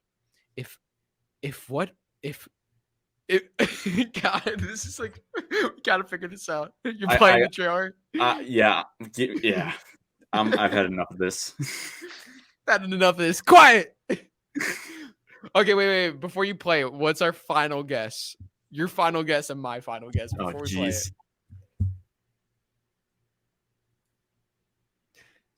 Damn it. Come on, I know this. I'm gonna guess. Okay. If we lose, I don't know. If we lose, I'm gonna say if we lose.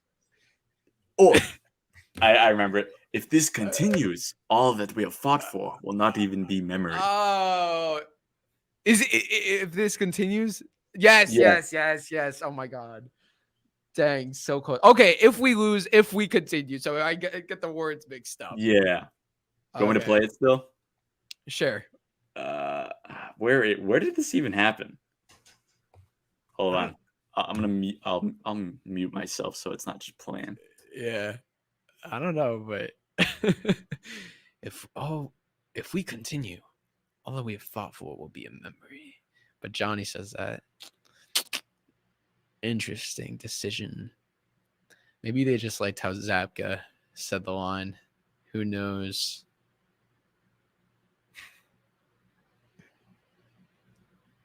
Can't find. It's all right. We know the line. It's all right.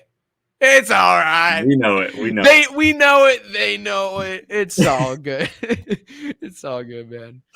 So I cannot wait for this soundtrack. I tell you that much. Oh my goodness. Dude. I know you're a big movie buff. I never music buff. Sorry. Yeah. I never played any instruments, but I still am in love with just the scores. I'm sure everybody is, but it's gonna be phenomenal. It better come out soon. Yeah, probably like a week after the season, like they do. Oh man, God, dude, that track. Oh my. Oh, you know what I was thinking when I was watching it the second time, because the scene is amazing. Where and you said it brought you to tears. We saw it in the trailer where Daniel, Chozen, Johnny are bowing to their students at the end of episode 6. Like, amazing scene. But like, it's one of those scenes, like, take out the music and it's so awkward. They're all just like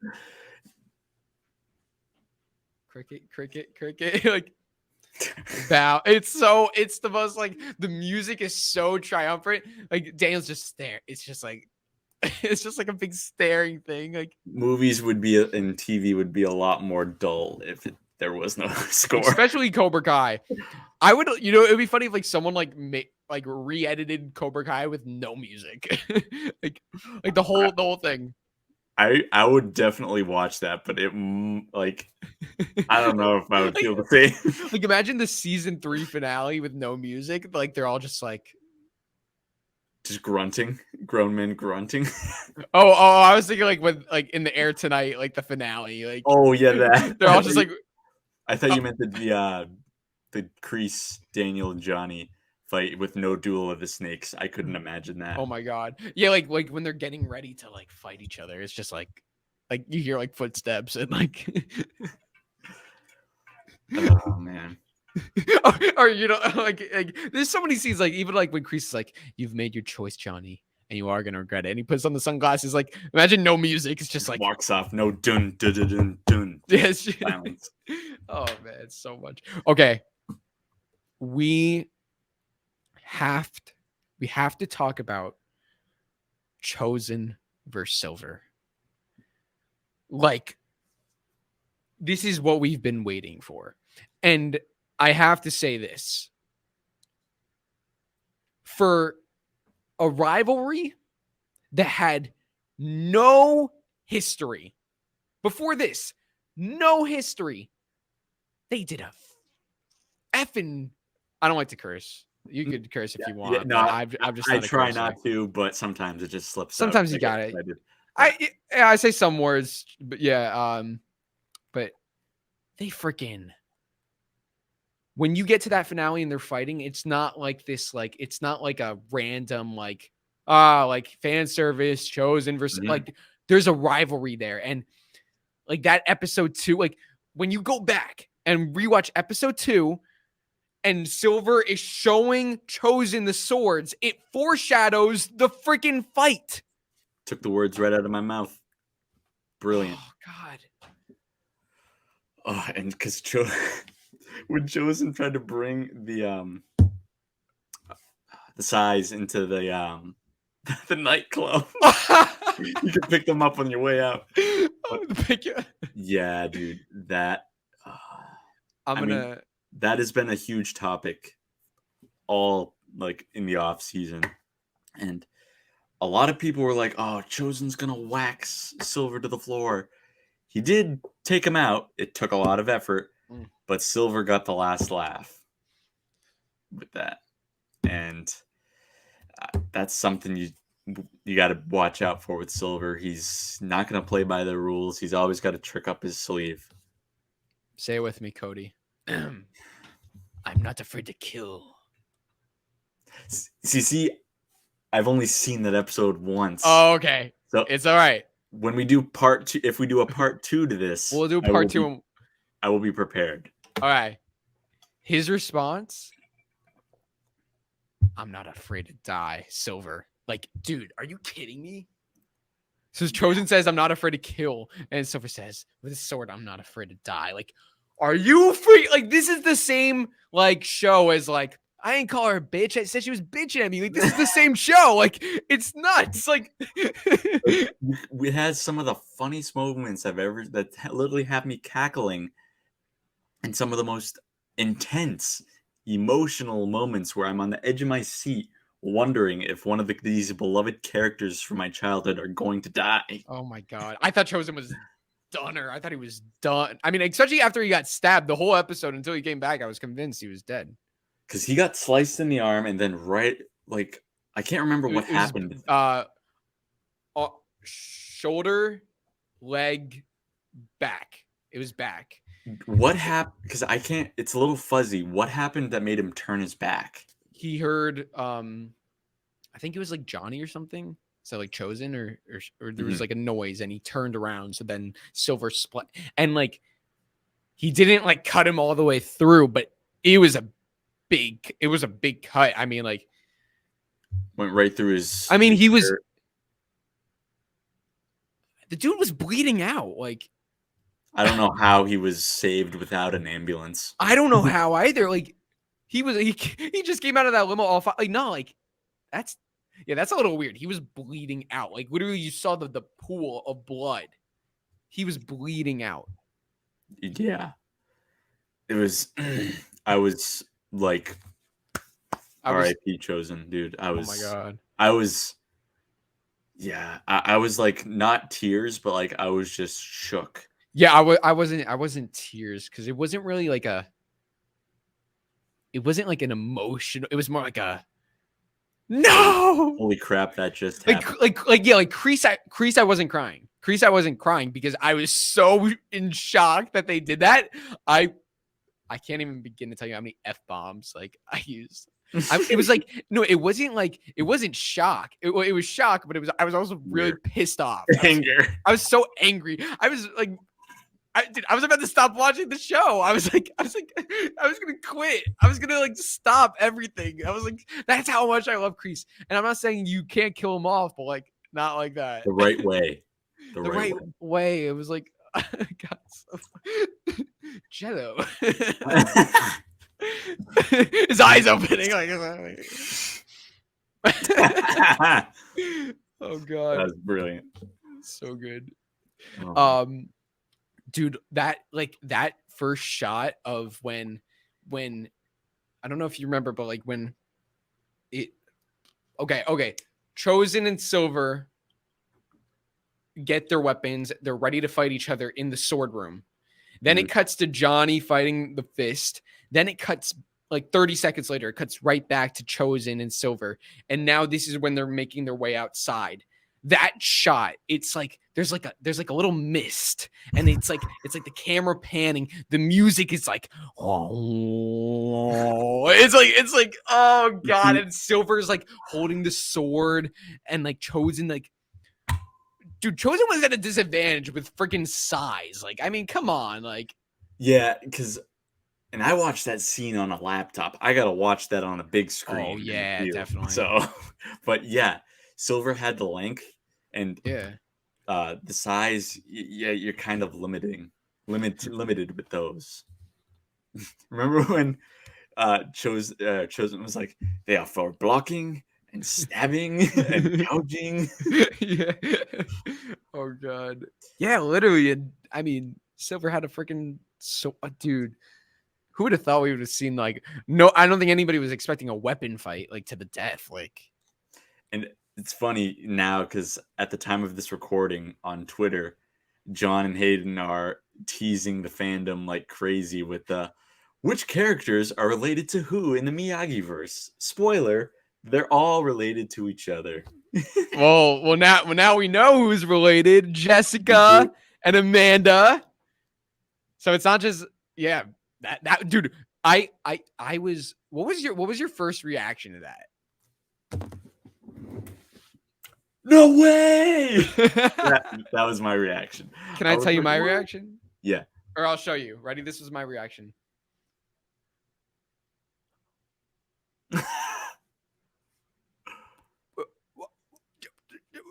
Because I couldn't, dude. It wasn't even like a oh my god or a no way. Like I couldn't. Like I was like, I couldn't even say her name because I was like, it didn't even like cross my mind that would be like. She was never. Yeah, it caught me way off guard. What's up with all these legacy characters aging so well? Oh my goodness, I know. Tell me about it. Like all of them. I can't remember her name. Robin Lively. Robin Lively. She looks phenomenal. She's great. Yeah. She looks great. And there's moments where I was like, she's a whole new like person and character now. Then there's some moments where I was like, she's the same from Karate Kid 3. When she was talking about the rock climbing, I was like, yes. And I love the mac and cheese. Yes, I got 10 pounds of mac and cheese waiting for for your old man. Oh god, I love like the little things they threw in there to show that they were in Ohio, like with the Cavaliers posters. Yeah, Ohio State. I thought that was cool. I was like, oh no way, because she said I got to go back to Columbus in Karate Kid 3. So that was cool that they live in Ohio. Did you notice that? I noticed the Cavaliers. Cleveland Cavaliers, yeah. That's really that's a cool detail. But they were probably filming in like in Atlanta though. Just but attention to detail. Yeah, I was like, it. I mean, it makes sense. Like, I mean, because my biggest thing was like, okay, they want to bring back all these characters. I understand you could bring back Mike, you could bring back Allie, you could bring back Komiko, but why would Jessica Andrews come into this story? Like, in what way would that make sense?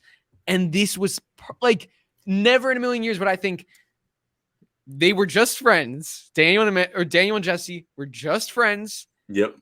And Jessica was cousins with Amanda, and that's how they met. Like, dude, because like you just never would have thought of that. Like, oh god, and they hadn't really made a legacy character related to a original Cobra Kai character. You know what I mean? Yeah, because it wouldn't like make sense. Like if you said like Mike was Miguel's dad, that doesn't make any sense. Yeah. Like because it's like how would Miguel find Johnny? Like TORY being related to Crease, like none of that makes sense. But this makes sense because it's the way, like, you know, Daniel and Jessica knew each other and introduced Amanda. We knew they weren't a thing, so none of that was going to be like awkward. Yeah. And she was like, "Hey, Amanda, this is my good friend Daniel," and then the rest is history. Brilliant. I thought that was beautiful, and I love that she was the push Amanda needed to cut Daniel some slack to go after Terry Silver. I love that flashback in the music. It was like this ominous dun dun dun dun dun when like so good. That was amazing. Let me ask you, what do you think the purpose of that like bar fight was? Like that little bar fight? I think it was to show Sam that, because a lot of the themes was Mr. Miyagi always walked away from fights, but he got in fights when there was no other choice, and in that situation there was no other choice, and for Sam she had to defend her mother, and that's where she brings up that parallel that Daniel says, I'm just gonna walk away from the fight, and she's like, this is a fight we can't walk away from. So I think that's what that was for, if that makes sense, because she needed to stand up for her family, and she didn't have like a decision. Got you. Yeah, I was like just a little like. Does that make sense? No, yeah, I know, I get that. I was just like, it was just like kind of like a weird like spot for karate. You know what I'm saying? Like it didn't feel like a karate. Like it wasn't like the OG Cobras at the bar. Like it was Jessica and Amanda at the bar. So like it was just like it was one of those like normal situations that didn't feel like karate was right for that. It was a chill scene. It was a chill scene, and it was kind of just like, even though the show's Cobra Kai is about karate, it's like that was just a weird. I don't know. Yeah, it was kind of weird to see Amanda's bully for someone who gave her a hard time in the past. Yeah. I love Amanda. I love her. She's so like, I love how, oh my god, the best part when she's like, when the camera is like panning and they're all like, Daniel Russo, 2-time champion, Johnny Lawrence, 2-time champion, CHOZEN, Okinawa Sensei, and she's like, Amanda, karate adjacent. Karate adjacent, yeah. Karate adjacent. Does like a little bow. Like, I love how she's like part of it. She's great. She's the biggest cheerleader. Like, but she's not even like a cheerleader anymore. Like, she's not even I wouldn't even consider her like, she's part of the team. Like she's like, she just doesn't fight. She uses her mind. Yeah, like she's kind of like the manager of this like team. Like I think she's like the manager. Like she's like running the war room. Like she's keeping everybody. She's like the coach in a way. Coaches don't play. Like, yeah, like she's like the manager / coach. Like she's like making sure everyone is like, she's making sure Daniel and CHOZEN and Johnny don't like, if she was there, that fight at the house would have never happened. She would have made sure of that. She's like, she keeps everyone like, without her, Daniel would just freaking like get himself killed. Like, I don't know. Look what he did without her for that time. He was leaving the house with his shirt untucked, barely shaven. Oh my god, I love what they did with Daniel and Johnny in that 5th episode, where LaRusso, the roles were reversed. Yeah, like I loved LaRusso saying like, "You a pussy, or do I need to kick your ass again?" And Johnny looks like he's gonna beat him up, and he says, "What are you doing? You're like, you smell like booze, yeah, like you look like a like." I love, and he sits him down and talks to him, like the maturity, like. Johnny's a dad now. He's got leather couches. Oh my god, everything's baby proof. You can't the sockets. You can't shock yourself. Oh my! Johnny gave some of the best advice this season. Yeah, I got a lot of milk in the fridge. Like, if you need yeah. Yeah. What advice stood out to you from Johnny? When he was talking to Miguel about. He's like, what should I do? You start by telling her the truth. We all get shit wrong sometimes, but if you own up to your mistakes, you always have a shot at making things right. Well, they broke up, so it didn't really work. Yeah. It worked out in the end. Worked out in the end. He had to play the long game. Yeah. But and then just the talk with Daniel, just to kind of simmer him down. If you think I'm off the rails. Yeah. that line was funny. It's just weird to see their roles reversed. Like Johnny's got to reel Daniel in to get him to chill out and not do something he'll regret, when usually it's Daniel who's trying to chill Johnny out from being the aggressor sometimes. So yeah. So I'm just thinking about, all right, we're gonna get into it. There's a lot of controversy, we'll say, around the character of Sam, Mm-hmm. right? And I loved her this season. I thought her arc was incredible. Oh yeah. The one thing that I will say, because I know a lot of people say she's like a hypocrite, and I see her moments, you know, like, you know, when she's telling Miguel how could you be on a date with her, like, you know what I mean, when she's literally going out with Robby, like, you know, this, like, what Miguel suspected, you know, all that stuff. The only thing I didn't like was in episode 9 when, like, okay, so when at the end of episode 8, Sam sees Miguel making out with a random girl, and that bugged me. That I was like, what the frick, Miguel? Like, you're gonna go just like rebound, like, you know, make out with someone who, like, doesn't even, like, you know, I don't like that, you know, just like he's just throwing himself whatever. He should have expected Sam to be there. She won one of the fights. Like, he's gonna be there. He's literally, like, kissing her on the couch in front of, like, yeah, like, anybody could come there, but, like, so I had a problem with Miguel with that. But you know, I understood Sam being upset. You know, Sam was upset. I mean, like, she still cared about him. But then, like, in episode 9, when, like, they were talking about it at outside of Stingray's house, you know, Miguel was like, we, like, broke up. Like, I like, why do you still, like, have a problem? Like, why do you have a problem with that? And she's like, I don't, but, like, it's just like, now that I found out that, like, Silver cheated, like, my whole life is, like, different. So, like, maybe we could be. I was like, what? How does that make any sense? Like, how does Silver's cheating, like, and you're kind of like, now it's like, oh no, but now, like, that's, I found out Silver cheated. It's like, now it's all different. Now it's like, we shouldn't have, like, if I never found that out, then we wouldn't have broken. And it's kind of like, okay, but you're thinking of yourself, and you're not thinking of Miguel. You know what I Miguel mean? kind of puts her in her place. I remember that he does. Like, he spits the facts during that scene. Yeah, and I like that. And it's interesting to me, like, that, you know, because it's intentional. John, Josh, and Hayden are, you know, they're like, they know what they're right. You know, like, when people say, like, Sam's a hypocrite, she's being a whatever, like, that's intentional of the character. It's not like John, Josh, and Hayden are like, why does everybody think? No, like, they're choosing to make her controversial in those moments. Yeah. So that was a very interesting choice. Like, I wonder, like, I hope, like, I just want her to, like, why can't everybody just, like, chill and just, like everybody wants what they can't have. Like, it's like, you know what I mean? Just I don't know. I wish Sam didn't get as much hate as she does. I mean, she's made mistakes just like every other character in the show. I just don't know why she's singled out more often than the others.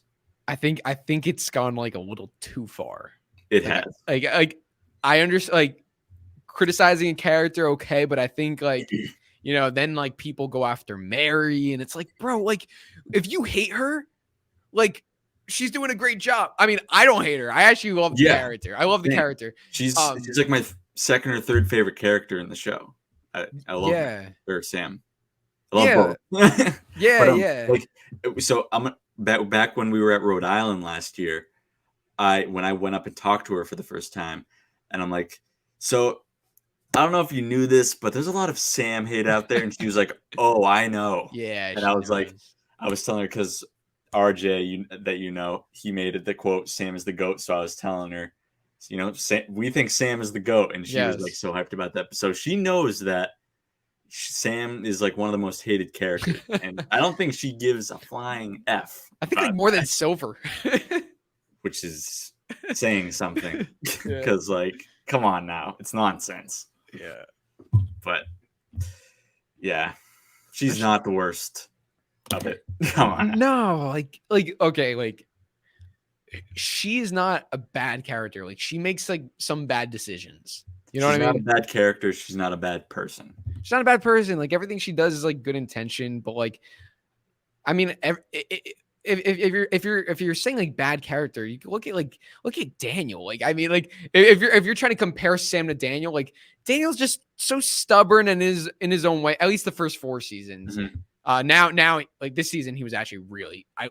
Dude, Daniel had a freaking great arc. Like, Daniel was not I can't think of one time where he was like self-centered and like really maybe like one time, but he wasn't like with Johnny, always embracing Johnny. Mike Barnes, always like he wasn't this like in the first 4 seasons. He's like, Miyagi-Do is the only way. We got Miyagi-Do. You guys suck. Like, but this season he was really, we are Miyagi-Do and Eagle Fang. He was so open, inclusive, and God, like which I've had a problem with Daniel for like always being so like especially in season 4, episode 5, at the Daniel and Johnny rematch, you know, like Crease, corral. Yeah, like Crease tried to kill you, and you guys are here like fighting. Like, there's more important things, but Daniel's like, no, Miyagi-Do's only way. Like Johnny was trying to do both styles. Yeah, Johnny, that like I've been saying that for a while too. Like Daniel was always like Miyagi-Do is the only way, and Johnny was like, why can't we do both? Like Literally. that.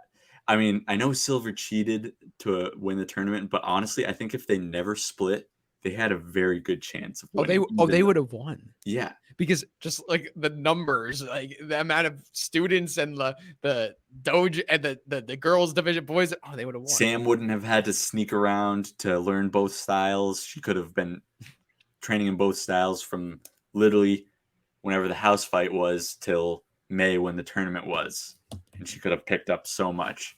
So yeah, that's what pissed me off from like not like a writing perspective, but like from like a character perspective, like the character motivation, like character, like it's like they're both idiots.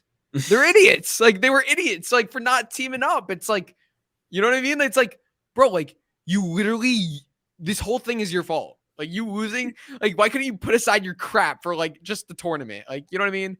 Oh, another thing I was like really it kind of bothered me. The fact that Johnny and Daniel, why are there still Eagle Fangs and Miyagi-Dos? Why aren't they like all wearing the same gi? Like wear like a black gi or I know Cobra Kai, wear a blue, like, you know, wear something. Like why are they split? You know what I mean? Yeah, that was kind of interesting because we see Robby in a Miyagi-Do gi, which don't get me wrong, that was amazing to see. But it was just kind of weird because then you see Johnny and Mitch and Miguel. Burr, like what? I wonder why.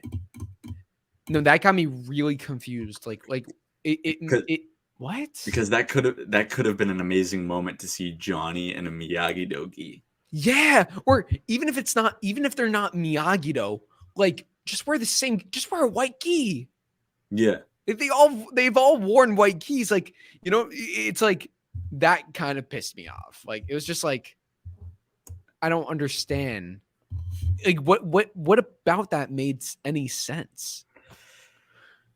Maybe Johnny just didn't have another gi, or I don't know, but that's all I could think of. I don't know. I hope they don't like keep doing like, I love Eagle Fang, but I think it's kind of like, it's like there you go.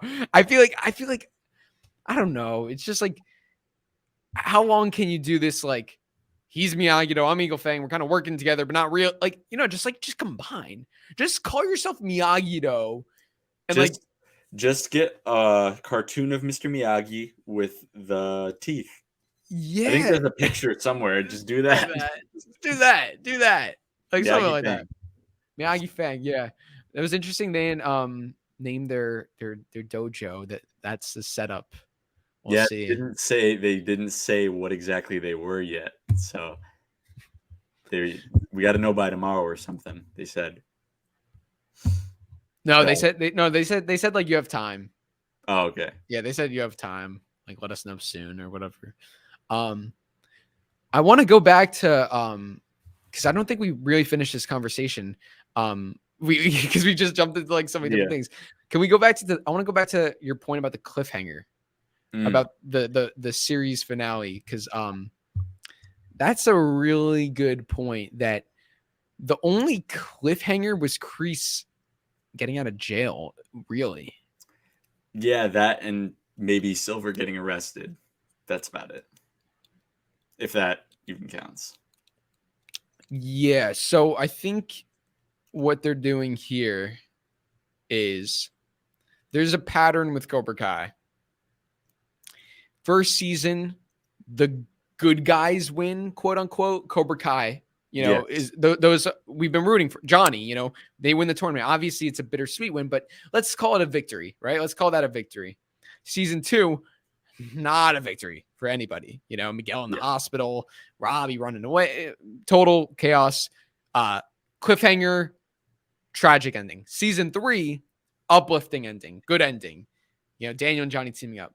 Season 4, tragic ending. Cobra Kai wins the tournament. Miguel will go to Mexico. So there you go.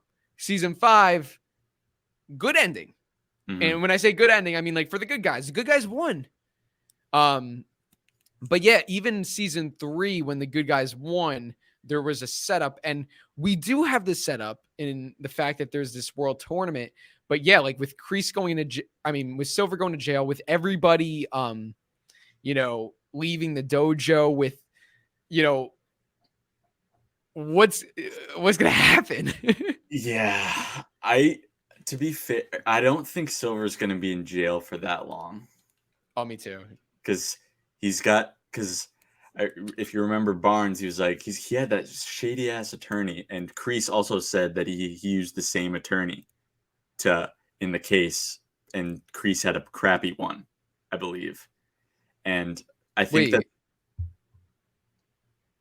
Crease used what attorney? I think when Stingray testified, he used Silver's attorney in like the suit. I think there was like a suit, like the lawsuit for like that imprisoned Crease. Did he say that? I think so. He said he used Silver's lawyer? No, so Silver used his shady lawyer, and Crease had one that was quote unquote way over his head. Defending Crease had one that like a crappy lawyer. And that's why it was the same one. Huh? How do you know it was the same one though? That's true. Silver could have many lawyers. But I think but when Mike Barnes was talking about the shady lawyer from the Karate Kid 3, I think that one's obviously still around because Daniel got in touch with him. Mm-hmm. So Silver's obviously still in contact with him. So maybe he'll help him get out of prison because we know Silver's got the money too. So yeah, I think it's going to be a lot shorter of a time in prison than Crease was. Oh, definitely. So I think, and also he has a right-hand woman, Kim Da-eun. I think she's going to do a lot of his dirty work like outside because he has her to, Silver? Yeah, Silver has her. So like, if they visit each other, if Kim Da-eun visits Silver in jail, Silver will say, I have this person outside of jail. Go visit her. Get this for me. Get this. Do this. And, she'll do all the dirty work to get him out.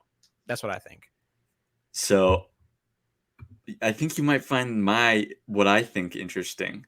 I think Sensei Kim is going to want to work with Crease because if you remember when she first arrived, she doesn't say, "Oh, good to see you, Terry." She's like, "Where's Sensei Crease?" Sensei Crease is no longer with Cobra Kai. That is disappointing. And if you remember in the flashbacks from when they visit North Korea or South Korea, that's Sensei Kim peeking behind the little vases. And who winks at her? Sensei Crease. I love that. I didn't even dude, yeah. That's what I think. Just the little things to pick up on. And because from the get-go, or maybe not from the get-go, but as the season progressed in the back half, Sensei Kim was like questioning Silver a lot more. I think she was losing a lot of trust for him too. Yeah. So that's what I think. You don't think she would still have a thing for Crease now? Oh, I loved you when I was a kid. Like, what the hell happened to you? Now you're this old man. Maybe she's into that. Okay. Oh man. You escaped jail. Oh, that's so hot. Yeah. But like this season was hard to predict. I think the next season might be just as hard, maybe even harder. I mean, I think that, like you said, the global tournament or that tournament is happening, Yeah. but a lot of the other specifics are kind of, it hasn't been written yet, so we have Yeah. no idea.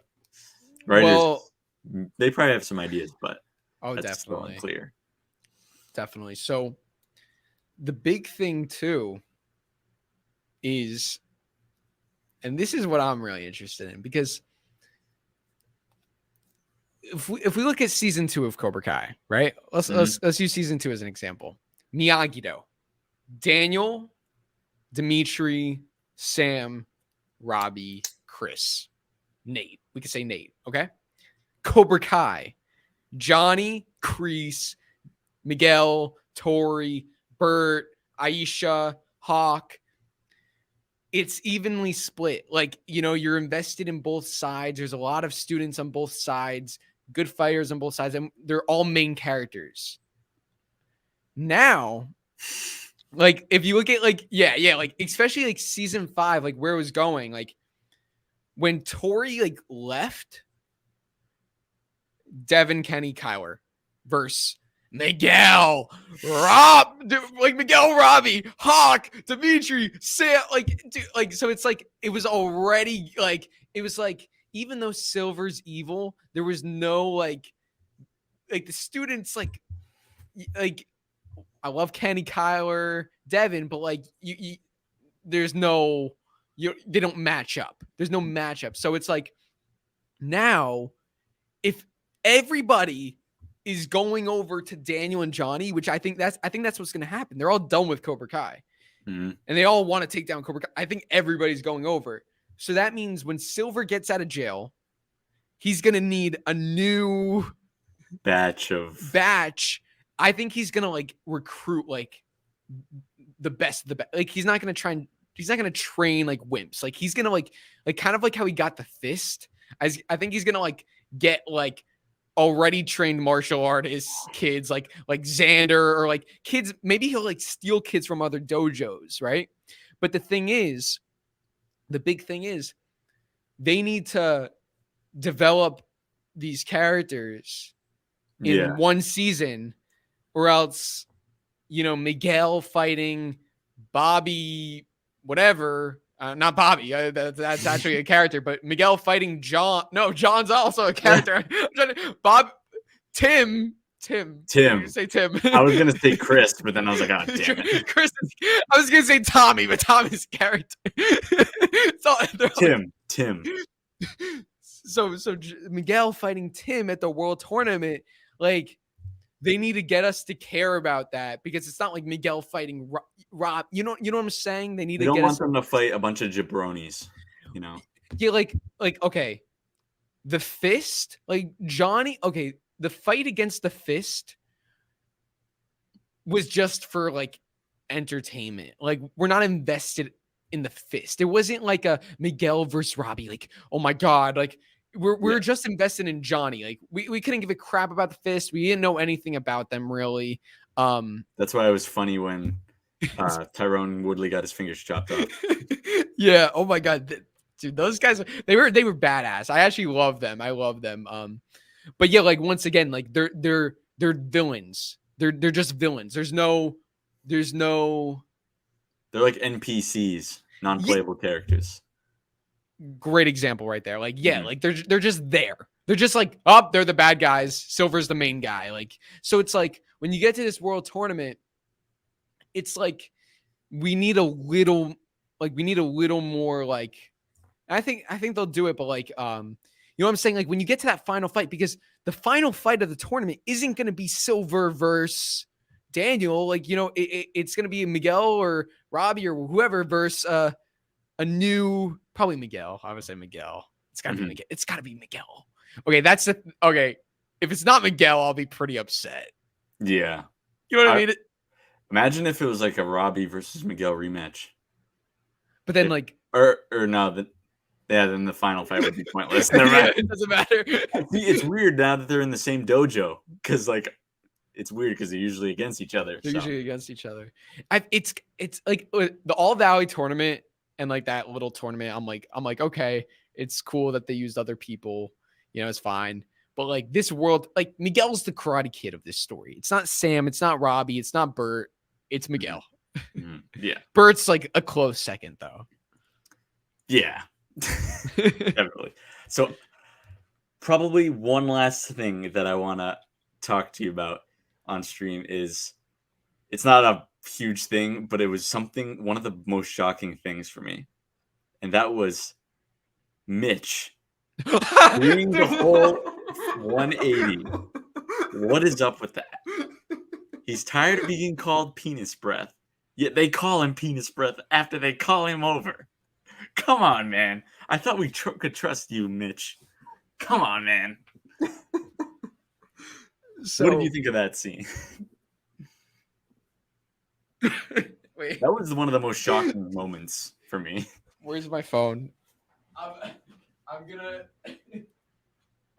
Okay, there's profanity in this. I'm gonna play you my reaction to that scene. I need to see this. Out of everything, this got me out of my chair. Wait. Are you gonna? Do I get video with this too? I'll show you the video after, but I'll just for the viewers, I'll just play the audio. But this was my biggest, like, if I could find it, like, let's see if I can find it. Oh my God. Keep talking about something. What else can we talk about while I look for that? Tell me what you thought about the Mitch. I was just like, because like he was wearing the jacket and he like took it off and he's got like obviously an amazing Cobra Kai shirt, but I was like, what?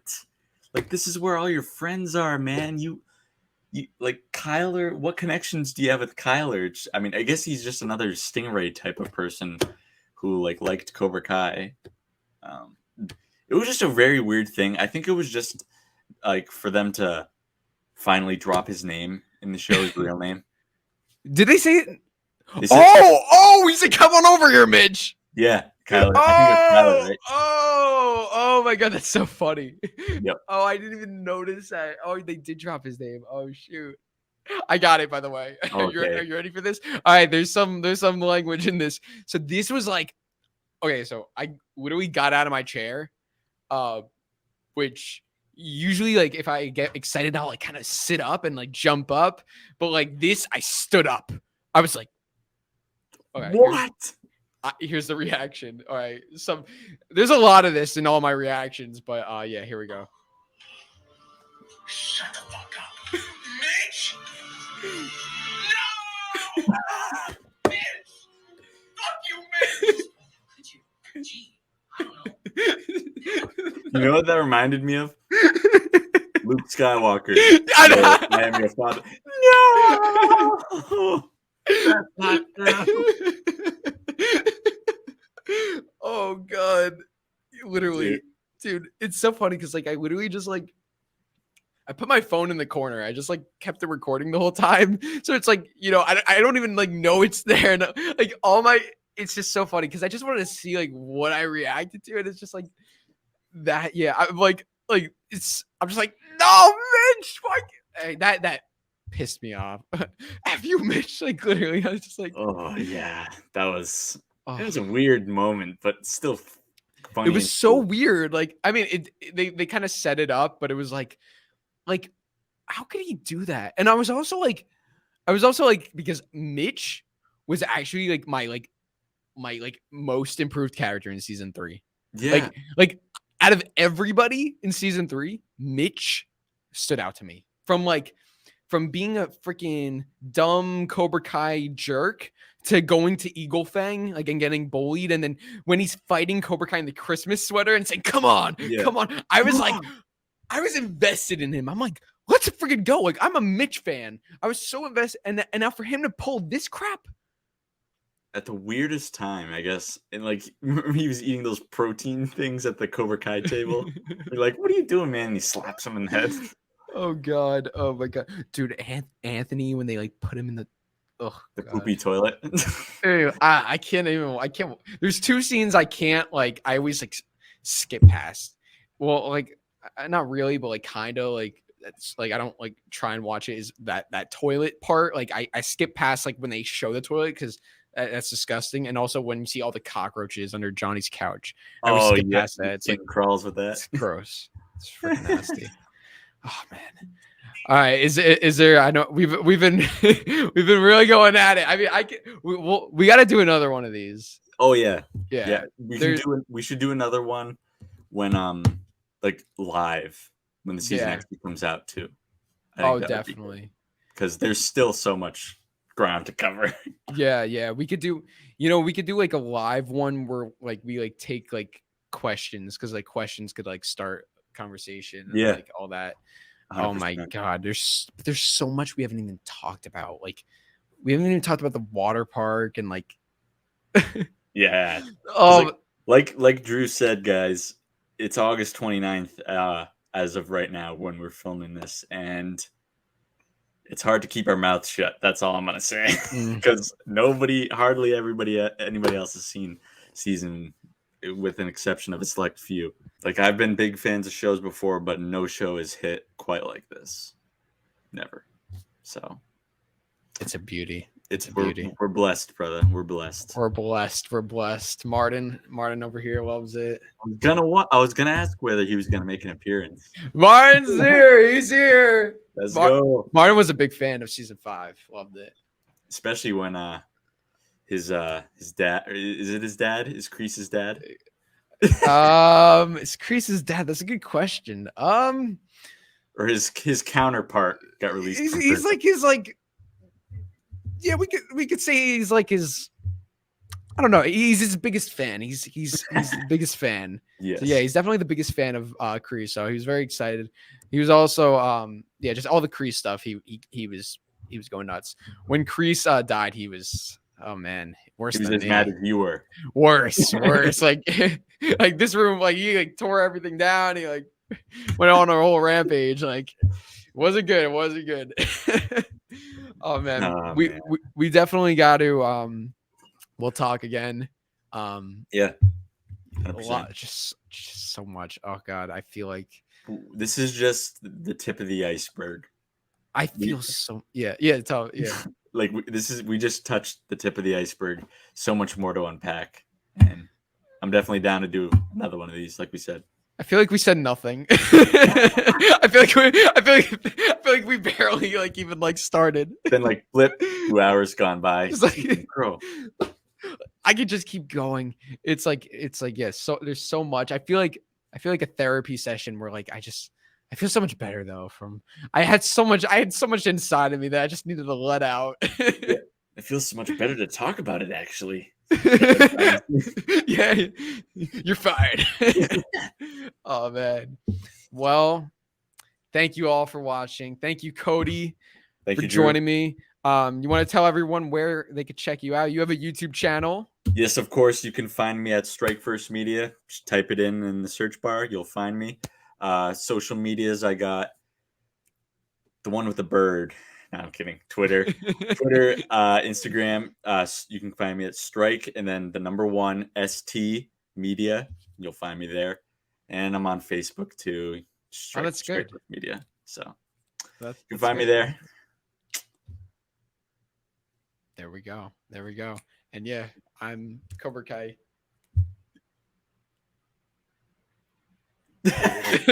Cobra Kai Kid. It's somewhere over here. Cobra Kai Kid. Thank you all for watching. Hope you guys enjoyed season 5 as much as we did, and we'll be talking a lot more about it. And until next time, remember, Cobra Kai never dies.